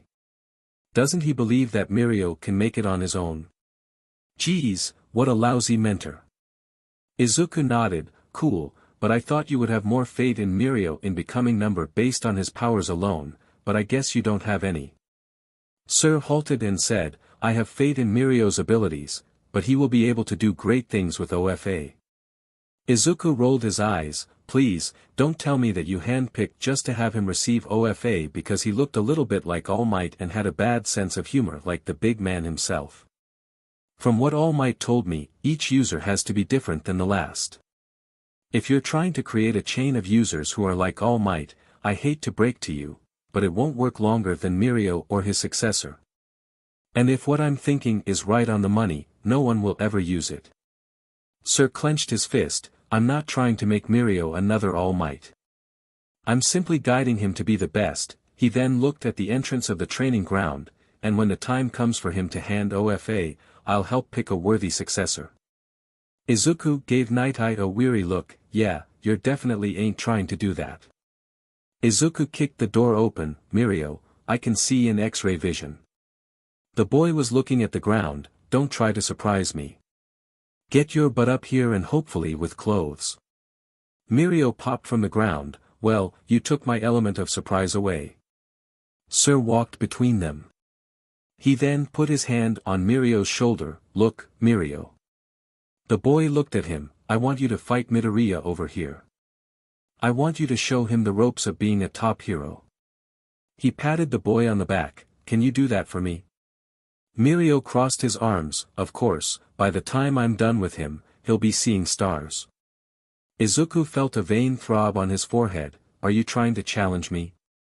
Sir clapped his hands, making both Izuku and Mirio take their spots on opposing sides of the arena. Izuku cracked his neck and Sir was about to announce the beginning of the fight when Discord appeared. Stop everything that you're doing. Izuku looked at him and asked him, what the hell are you doing now? We're in the middle of something. Discord rolled his eyes. If you can kindly go somewhere else, that would be. Discord cut him off. I didn't leave when you were trying to procreate. I'm not leaving you now before we have insurance that we won't be held accountable for anything that happens to the boy. Discord took out a deed and showed it to Izuku. It contains everything that may happen to him, including being lost in time, maimed, burnt to a crisp, getting thrown into space, becoming the father of humanity without knowing it. Wow, Izuku whistled in appreciation. You got everything included in this contract. Izuku handed the deed to Sir, who signed it without looking at it. Mirio asked, aren't you going to read it, Sir? He looked at the deed and saw many ways that might make him die, making him feel worried, really worried. Plus, the deed has Nizu's signature on it. Sir looked at the deed again. He felt a little worried now, but pushed the worry down. The man then said, since that is out of the way, let's the fight between you two begin. The man then ushered them to take their positions. Get set. The man knelt. Fight. Mirio sank into the ground, making Izuku raise an eyebrow before shrugging. He looked into the ground and flicked his fingers. The ground suddenly began to morph and it spat out Mirio. The boy fell face first to the ground as Izuku looked at him. How's everything on ground zero? Mirio jumped back up. This is going to be interesting. Izuku smiled. Alright, it's my turn to attack you. He then summoned a machine gun. Say hello to my little friend, Emily. The boy began firing gum at Mirio, who was phasing through the ground to avoid the shots. Izuku then fired another type of ammo. It hit Mirio in the face and launched him out of the ground. The material was slimy and looked like oil. Mirio tried to wipe it off. What the hell is this? Izuku sighed. This is ectoplasm. Mirio rubbed his head. It nullifies things that go intangible or can density shift.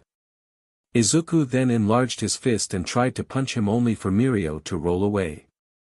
Mirio frowned a little. Midoriya's quirk is too strong. His quirk allows him to harvest chaos energy from the world and use it to do whatever he pleases. In other words, his power is reality manipulation. This isn't something you can win against. He avoided a stampeding elephant, plus, you can't cut off the source of his energy. Mirio sank into the ground and tried to reach Izuku to punch him, but Izuku sprouted wings and began to fly up in the air. Izuku smiled. Come up here and fight me if you can. Izuku began to laugh, but he was suddenly flung to the ground as Mirio smiled at him victoriously. Izuku rubbed his chin. Okay, I think I underestimated you too much. I never thought I was going to do this, but you forced my hand. Izuku pressed his hands on the ground, causing the world around them to change. The new fighting arena looked like a twisted maze of horrors. A voice bellowed, enter the maze of horrors at your own risk. He began to tease Mirio. Come here, little blonde chicken. Do you dare to fight me into here? In my domain. Mirio smiled at the challenge. Just be sure not to cry at the end of it, Midoriya. Mirio sank into the ground, but once he was there, he lost all of his senses. If it was strong to navigate before, now it felt like he didn't have any sense of gravity or navigation. Mirio popped from the ground only to slam headfirst into a frying pan waiting for him. Mirio shook his head as many stars rotated around his head with a couple of birds. The birds suddenly stopped and began drilling into the boy's head. Mirio swatted the birds away and said, I guess Midoriya took off his friendly gloves. Come and find, Mirio, Izuku yelled deep from in the maze, making Mirio smile a little. The boy tried to phase his head through the walls but quickly learned not to do that. The first time he did that, a stink bomb went in his face. The second time he was trapped in some sort of medieval contraption and had a machine give him the spanking of a lifetime. The third time his face was met by a cup of noodles, though he had to say it tasted nice. Finally, Mirio was running through the maze with a single thought in his head: this isn't a fight anymore. This is a one-sided slaughter. I only got one hit on him. Suddenly a portal opened under him and he fell through it only to land face first on the ground. Izuku walked to Mirio and squatted in front of his face. Do you want to give up now or should I kick around a little bit more?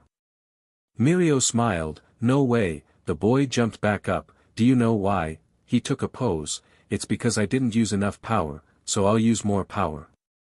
Mirio sank into the ground, but Izuku just stood there. The blonde-haired boy then emerged from the ground. My special move. His fist then went through Izuku's face, who didn't flinch. Eyeball crusher.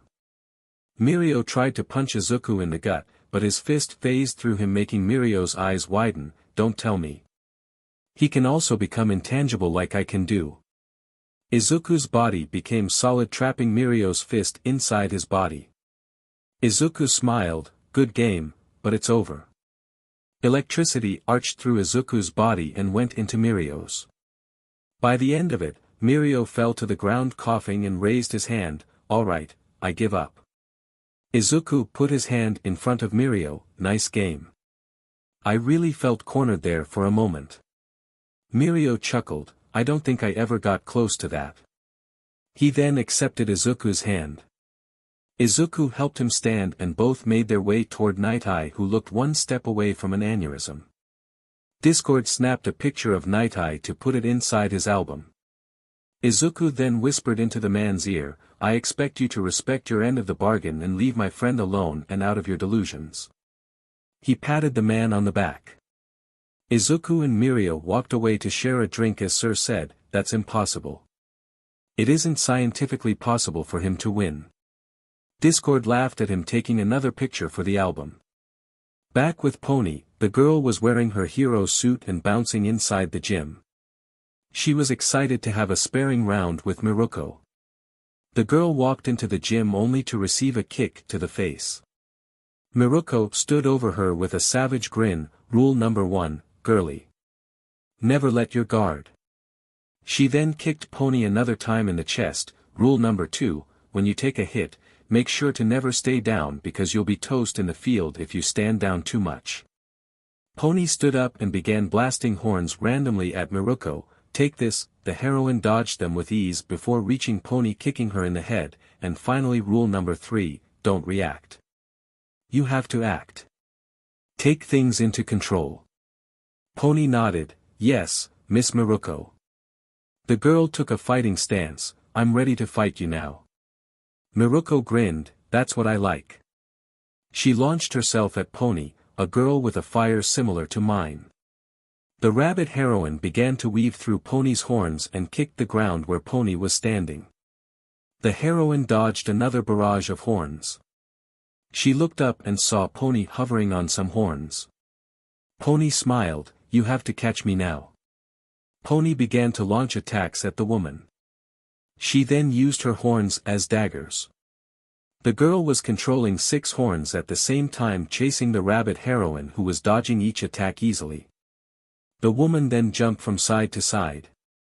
The horns followed her, but the rabbit hero then changed her course toward Pony and kicked the girl out of the air.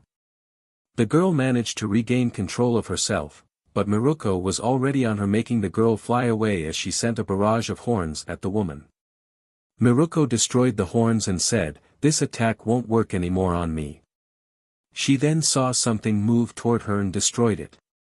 It was a single horn. Neither will that. Miruko launched herself toward the girl and slammed her head into Pony's stomach, making Pony gasp and fall to the ground. The rabbit hero landed beside her and said, look girly, you did well for a newbie, but you have fatal flaws in your style. Pony adjusted herself. What are those flaws? What should I do to correct them? Miruko smiled. Well, first you need to work on your speeds and maneuverability while using those horns of yours. Second, you depend too much on your quirk. You are half horse, for crying out loud. You could Probably kick a wall down if you felt like it, so we'll work on fighting skills if you were cornered, and using your quirk would be dangerous. Pony nodded and began writing notes in a small notebook that appeared out of nowhere. Miruko said, "All right girlie, let's go back to training. We have lots of work to do before I give you a real taste of actual hero work." Pony nodded, and they began to spar again.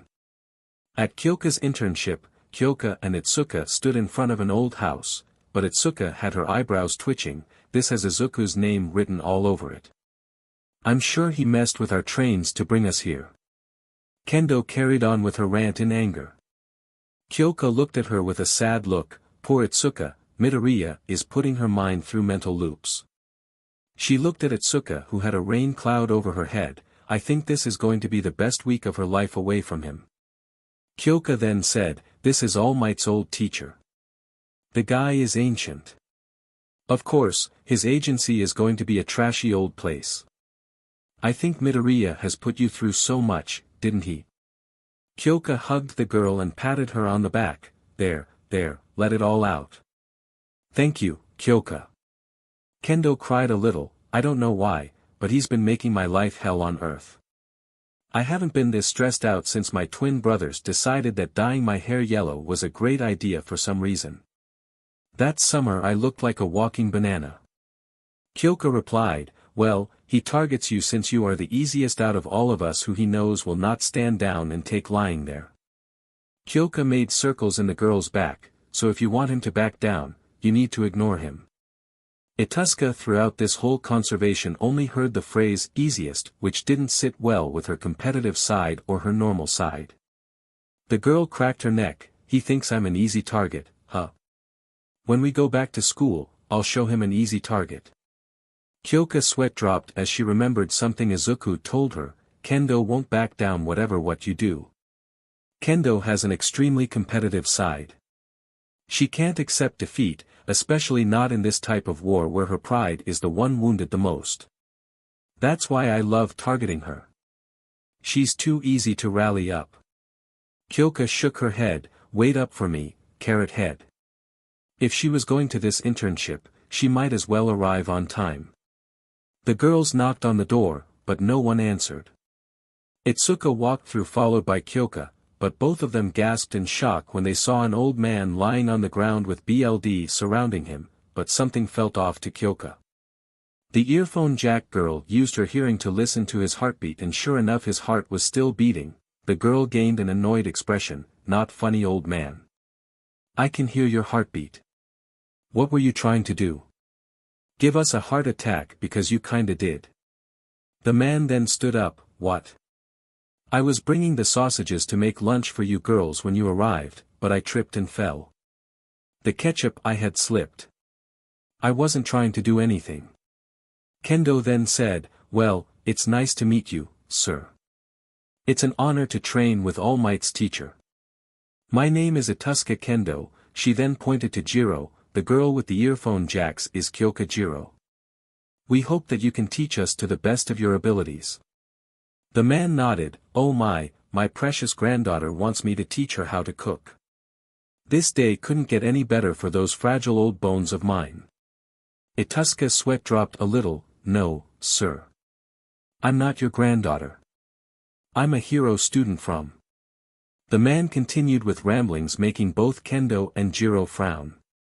The orange-haired girl leaned toward Jiro. "Are you sure this isn't one of Izuku's pranks?" Jiro replied, "I'm sure it isn't.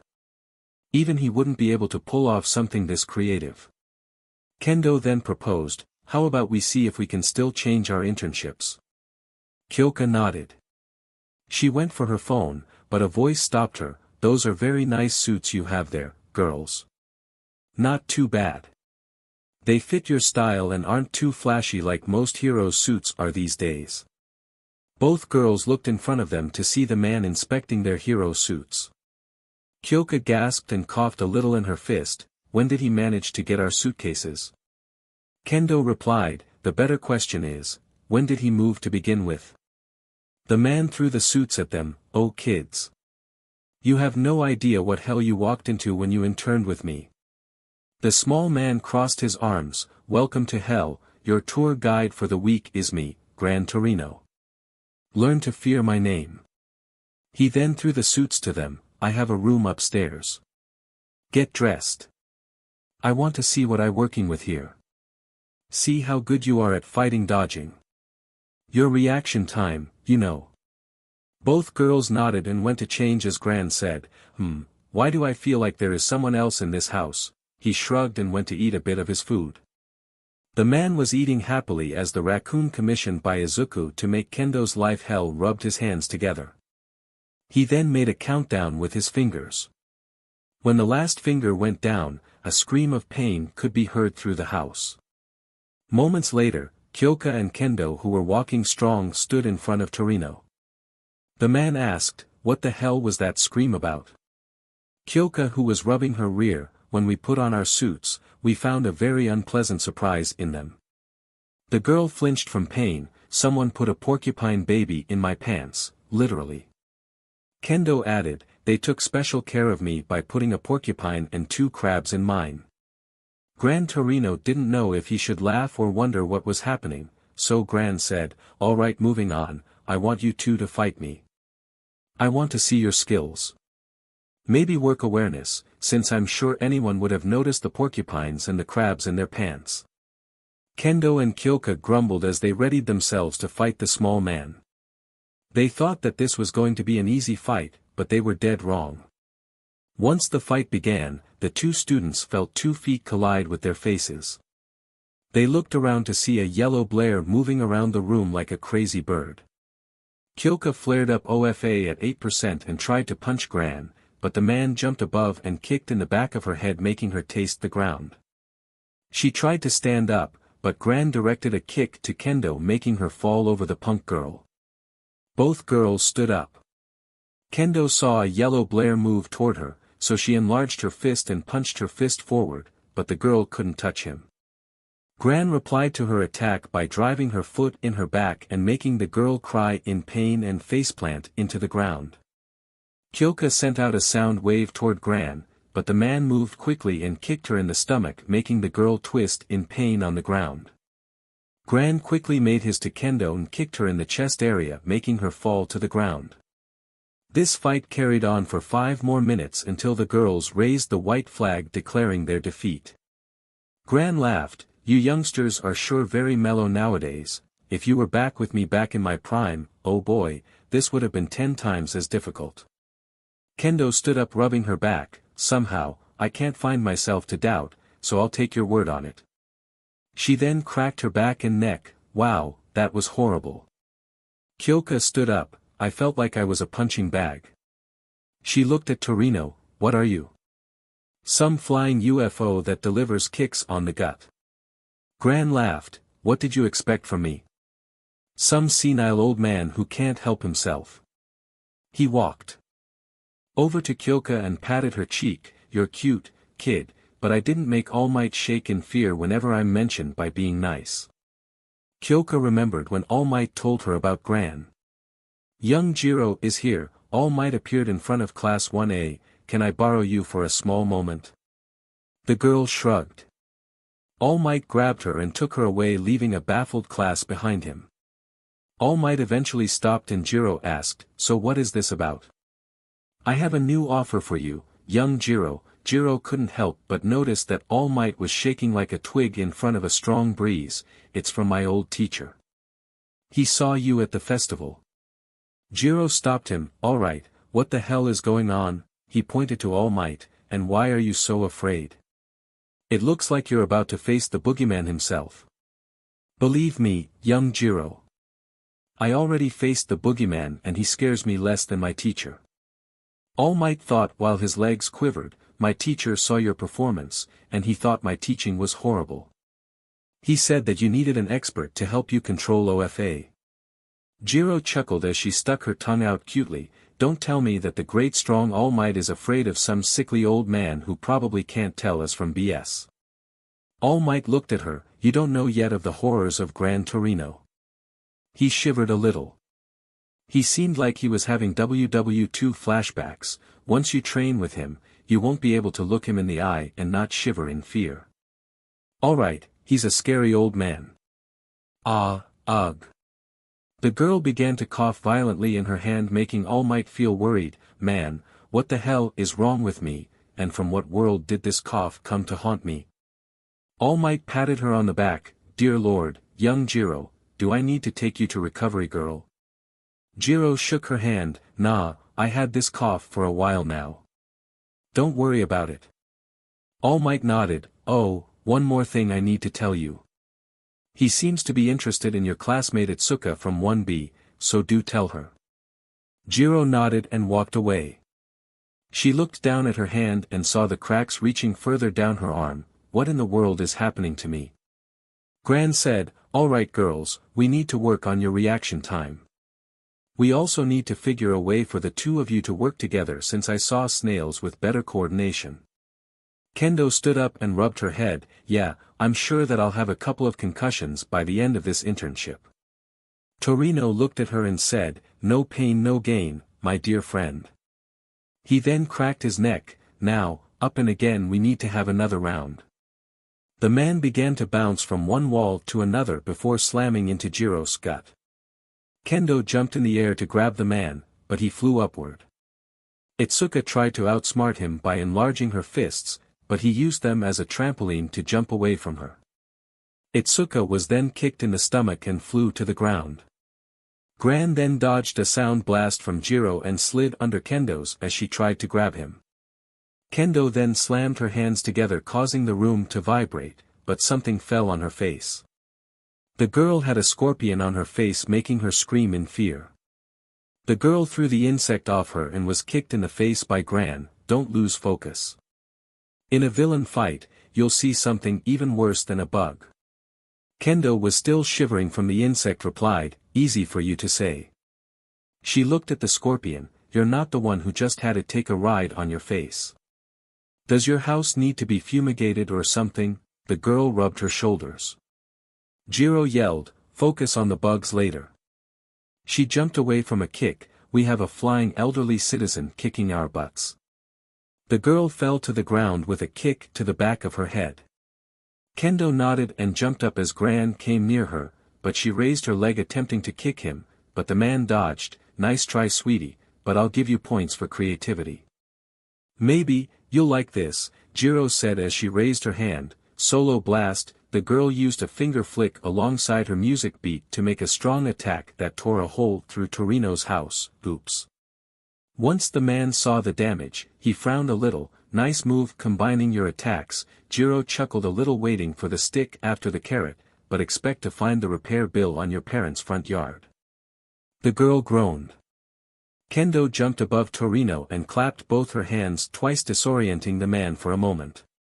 She tried to tackle him, but he quickly recomposed himself and flew away. Nice move, rookie. The fight continued like this, with the girls trying to grab Torino only for the man to avoid them.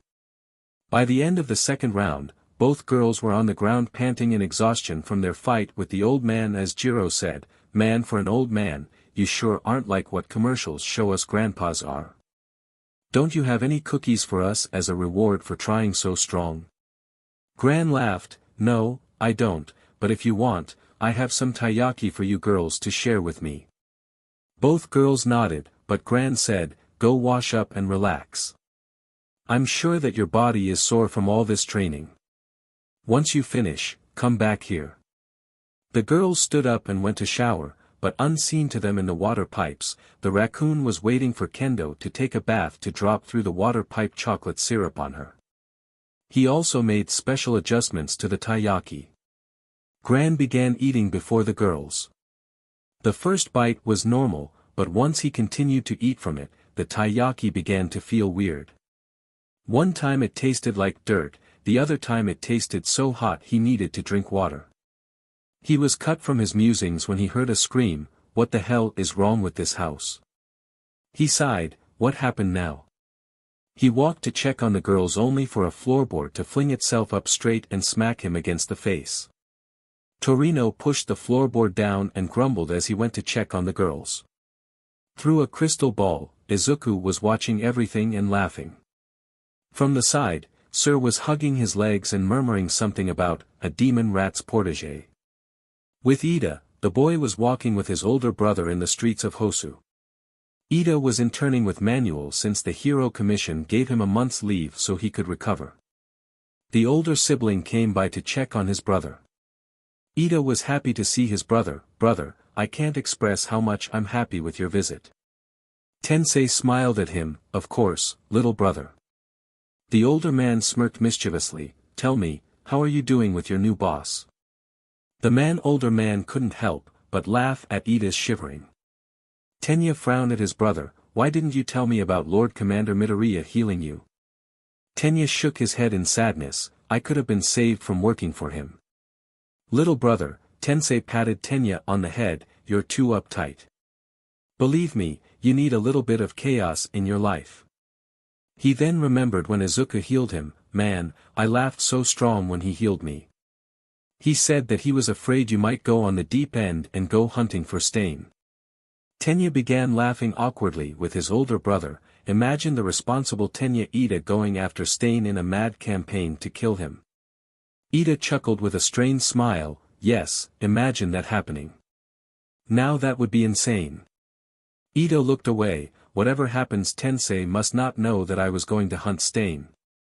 Tensei then said, by the way, Tenya. The younger Ida looked at him. Why did you choose Manuel of all people to intern with? I'm not doubting him given that he has a good reputation, but I thought you might intern with some members of my agency. Tenya replied, well, I thought that Manuel would be a good starting point for an internship instead of going for something too advanced from the beginning. Tensei nodded, I see. This is some good logic behind your decision. He put his hand on his chin. Starting with something easy is much better than going with something strong from the start. Tenya nodded and continued to chat with his brother as they walked down the street unaware of someone watching them. On the roof of a building, the hero killer Stain stood there watching the Ida brothers talk with each other. I can't believe this. I am sure I managed to paralyze him. How is he able to stand on his two legs? The hero killer remembered clearly when he stabbed the fake hero Ingenium through his back. He saw the blood dripping from his bleed. He saw the sword tore through the man. He saw the older man drop his brother off at Muano's agency and said, no one escapes my judgment twice. The hero Ingenium will die once and for all today. The older Ida walked down the street, so the hero killer followed him down the street only for a black mist to form in front of the sword-wielding man. The man took a defensive position, but the mist took a humanoid shape. Stain eyed it carefully as the mist spoke, don't be alarmed, hero killer. I came here to take you to my boss. Stain replied, what does your boss want with me? My boss wants to talk to you, Kurojairi replied, we mean you no harm. Stain nodded his head. Kurojairi opened a portal and through it walked Stain. The moment Stain walked through the portal to meet the mist man's boss, he knew that nothing good would come out of it. At best, he would be some wannabe villain who wanted him to join him only for Stain to refuse and leave from where he came, or at worst, he would have to kill his way out. The first thing he saw was a young man in his early 20s, and he had to admit he wasn't impressed. Just by looking at the man, he could tell that he was some low-class villain who had no vision whatsoever. So, you're the boss over here. Tamura looked at him. Yeah, that's right. I'm boss. He then stood up, and I have a deal for you, hero killer, Stain. Stain looked at him curiously. I want you to join the League of Villains. Stain rubbed his chin for a bit. And why do you want me to join? The man crossed his arms. I know that you didn't seek me of all people to join you on a whim, so to rephrase my question better, why should I join you? Tamura groaned, but Kurojairi nudged him a little. The young man growled at Stain, but cleared his throat. We both have the same goal. We both want to destroy Hero Society, so why don't we join forces? Tamura crossed his arms. After all, what better way to bring Hero Society down than to team up and help each other? Stain scoffed. I see that my decision to come here was a mistake after all. He looked at Kurojairi. Take me out of here. I have no time for mindless idiots who have no vision. Tamura snarled. What the heck are you talking about? Vision? Tamura laughed. That's rich coming for you. You're just another run-of-the-mill sociopath who thinks he's helping the world. Tamura stood up. What makes us so different that you won't join me? Stain eyed him like a predator sizing up his prey. What is your goal? Why do you want to bring down hero society? Stain looked into Tamura's eyes. Answer my question, kid. Tamura gritted his teeth. I want to destroy everything that displeases me. Stain shook his head. Then I have no business with you. Stain turned his back to Tamura. You are but a child throwing a tantrum. I have no business with you whatsoever. Tamura groaned. Why are you calling a child? Tamura looked ready to kill Stain. You're nothing but a sick killer. Do you think that you're doing something noble for this world? You're no better than I am.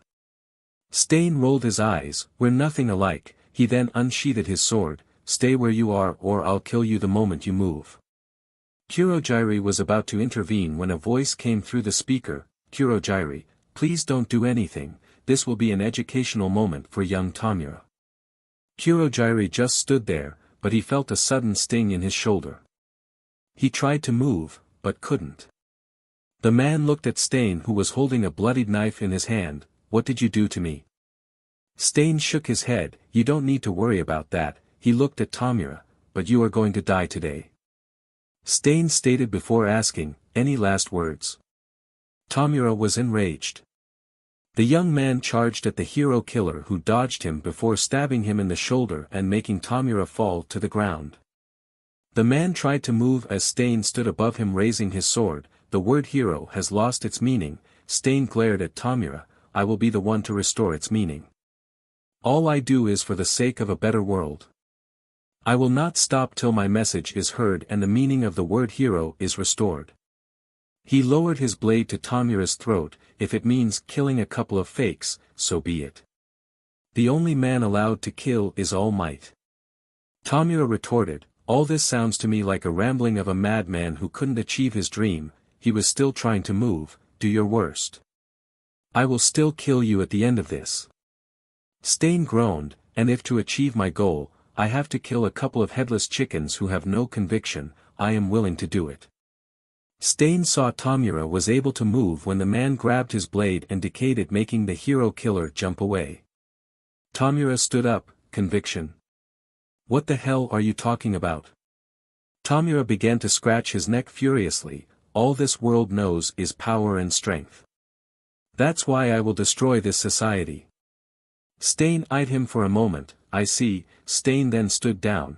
So it appears that we both have something in common even though we have polar opposite goals. Tamura growled, what the hell are you talking about now? He then stood up. Just a moment ago, you were about to kill me, now, you're praising me. Stain scoffed, praising no. I merely saw a small seed of conviction inside you that made me keep you alive.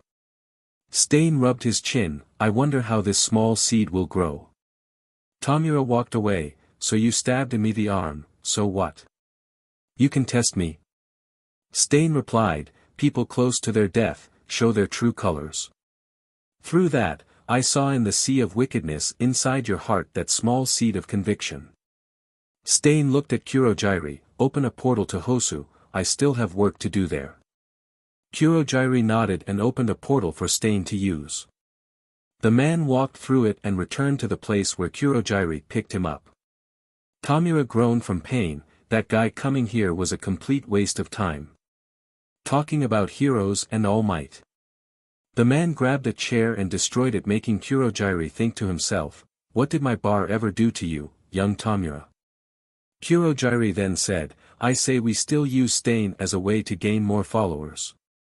Tamura groaned, yeah, whatever. He walked up the stairs. I want to play video games. He stopped for a moment and said, you know something. Tell sensei that I need a couple of nomas ready for tomorrow night. Tamura smirked, I'll show that hero killer who's the best. Kurojiiri asked, what do I tell him if he asked me why do you need the nomas? Tamura replied, tell him that he needs them for a very important mission tomorrow in Hosu. The young adult left the room, leaving Kurojiiri to sweep the floor clean from the dust that Tamura made after he destroyed a couple of items inside the bar. He truly wished Tamura would stop doing that. It was annoying. Back with Izuku, the boy was once again fighting Mirio. Well, fighting would be too much of a generous term. It would be more like a one-sided beatdown that Sir insisted the blonde boy keep fighting Izuku to see if he's able to hit him or fight him to a standstill. Currently, Izuku is sitting on a chair looking at the ground. He summoned a giant fly swatter and waited for a few moments before Mirio popped from the ground yelling, "Pow!" He didn't get to finish his catchphrase because Izuku swatted him away like an annoying fly. Discord, who was sipping a lemonade Izuku made with Sir, asked the green-haired man, "You know that your student won't be able to do much, right?" Discord refilled his cup and did the same with Sir. He's practically a god walking among men at this point. I wasn't called the God of Chaos for nothing. Sir nodded, dully noted, but this is for Mirio to find ways to fight people with such an advantage. The man looked only to see Mirio trapped inside a cage while dancing so he wouldn't get electrocuted. It was funny as much as it was sad. Sir then yelled, "All right, that's enough for tonight. I want you both to go and sleep." Izuku snapped his fingers, causing the top of the cage to open and the floor to throw Mirio out of it. The boy flew a little bit in the air before gravity decided he needed a much-needed reunion with the ground. The boy flew and planted face-first into the training grounds floor. Izuku stretched his body. "Man, that was strong. I'm going to have a good night's sleep now." Mirio stood up, "HRD on who?" The boy cracked his back. "I feel like I was run over by a horde of angry buffaloes." He rubbed his shoulder and added, "Only to get into a punching match with a kangaroo afterward. This was not funny." Sir patted him on the back. "The important thing is that you keep trying, and you'll get there." A voice from behind them both laughed, "I highly doubt that, but keep hoping." Both men jumped in fear and looked to see an astral projection of Izuku present with them. The projection disappeared only for Mirio to say, "Sir, when I first met Midoriya, he said something was going to happen in Hosu. Do you think we should check it out tomorrow?" Sir hummed for a bit before nodding. "All Might told me that he has some limited form of precognition, so it is best to go to Hosu." It was 5 a.m. at Gran Torino's house. It wouldn't until another hour before the man decided to wake up and go to kick his interns awake for sleeping overtime. He was currently sleeping in his bed wrapped in a couple of blankets. Kendo and Jiro were sleeping together in a bed inside a room that Gran gave them so they could get some rest and sleep after his harsh beatdown. What they didn't know was that their peaceful slumber was about to get a very rude awakening. The raccoon looked at his watch and tapped his foot. His tail was waging back and forth. He nodded to himself. He pulled out a bag which he began to fiddle with. Moments later, he pulled out a rooster with a megaphone attached to its mouth. He stealthily made his way into the girl's room and put the rooster between them. He gave the rooster instructions to wake up the girls when the old man screams. The raccoon then made his way toward the old man's room. He was sure to stay quiet in his movements because he didn't want to wake up the old man since he seemed to be a light sleeper. The raccoon took a zipper and attached it to the frame of the old man's bed. He then opened the zipper in one quick move, allowing ocean water to flood the room. It didn't take Torino a couple of microseconds to wake up only to see himself swimming inside the ocean with a menacing shark staring at him. The man quirked his eyebrows before kicking it in the face, making the shark run back into the ocean. Torino opened the door of his bedroom and yelled, "What the F is going on here?" He then looked around. "Who the F made my bedroom into an aquarium? I'll kill you all." The raccoon looked at the man after he secured the zipper. He wiped a bead of sweat from his forehead before waking a military crawl outside the bedroom. He then hopped to get ready to make their breakfast into a huge mess. Inside the girl's room, the rooster heard the old man's screams of anger. He tapped on his chest. He then began to make small noises to test his voice before he woke the girls up. He made sure to open the window to make it look like he snuck inside the room. Once he settled on a voice, he took a deep breath and let out a mighty roar that made both girls jump from their beds in fear. Kendo enlarged her fists and Kyoka activated OFA to be ready for a fight, though they looked less threatening because they were hugging each other. Kendo looked and saw the rooster still going at it. The girl walked up to it and grabbed it by the neck. Kendo glared at it. Tell me, he's the one who sent you, didn't he? The girl began to shake it back and forth. Speak up, you stupid poultry. She tightened her fist. I said speak up. I know that you can speak, so tell me if he's the one who sent you. Jiro saw this and bit her lip. She was sure that Kendo was a step away from madness. She grabbed the girl and patted her on the back. Clam down, Kendo. The girl glared at her. The window is open. It must have entered our room by accident. Kendo pointed to the megaphone attached to its mouth. What about this, huh? Did it also have it on him by chance? I think not. She gave the rooster to Kyoka. This must be Midoriya's doing. The girl was about to go on with her rant when the door was opened. Gran walked into the room, and he was soaking wet. He looked at them and growled, "Can any of you open a portal to the ocean?" Both girls shook their heads. Then how come my room was a water park with sharks in it a couple of minutes ago? The girl went to answer before the man raised his hand. You know what, I don't care. He began to walk away. Freshen up. We're going to have breakfast, and then I'm going to vent out some stress on you because I'm really angry right now. Kendo timidly asked, Sir, don't you mean that you're going to train us? Gran stopped for a moment before continuing in his descent. Yeah, that too, so be ready. Kyoka sighed and flopped to the ground with a dejected expression. He's going to wail on us for whatever happened to his plumbing. The girl didn't want to believe Izuku was behind this because it meant she had to get back at him, which meant he would tease her even more. Kendo looked at her. You're in denial. Talk to me when you come back to reality. She walked to the bathroom, but looked at the chicken. You're on today's menu. The rooster began to shake in fear. He saw from the corner of his eyes the raccoon giving a military salute, telling the rooster that he was on his own. The rooster gulped as it tried to make its way out of Kyoka's hand, but the girl strengthened her grip on it. Where do you think you're going? You heard her. You're on today's menu. Kendo opened the bathroom door only for a bucket of slime to fall on her head, making her eyebrow twitch. Jiro swore for a moment she saw flames come from inside the bathroom. Minutes later, the girls were sitting with Gran Torino in his living room having a wonderful breakfast, well as wonderful after the rude awakening they had. Their breakfast tasted great at first, but they carried on. The food began to taste bland and like a wet blanket.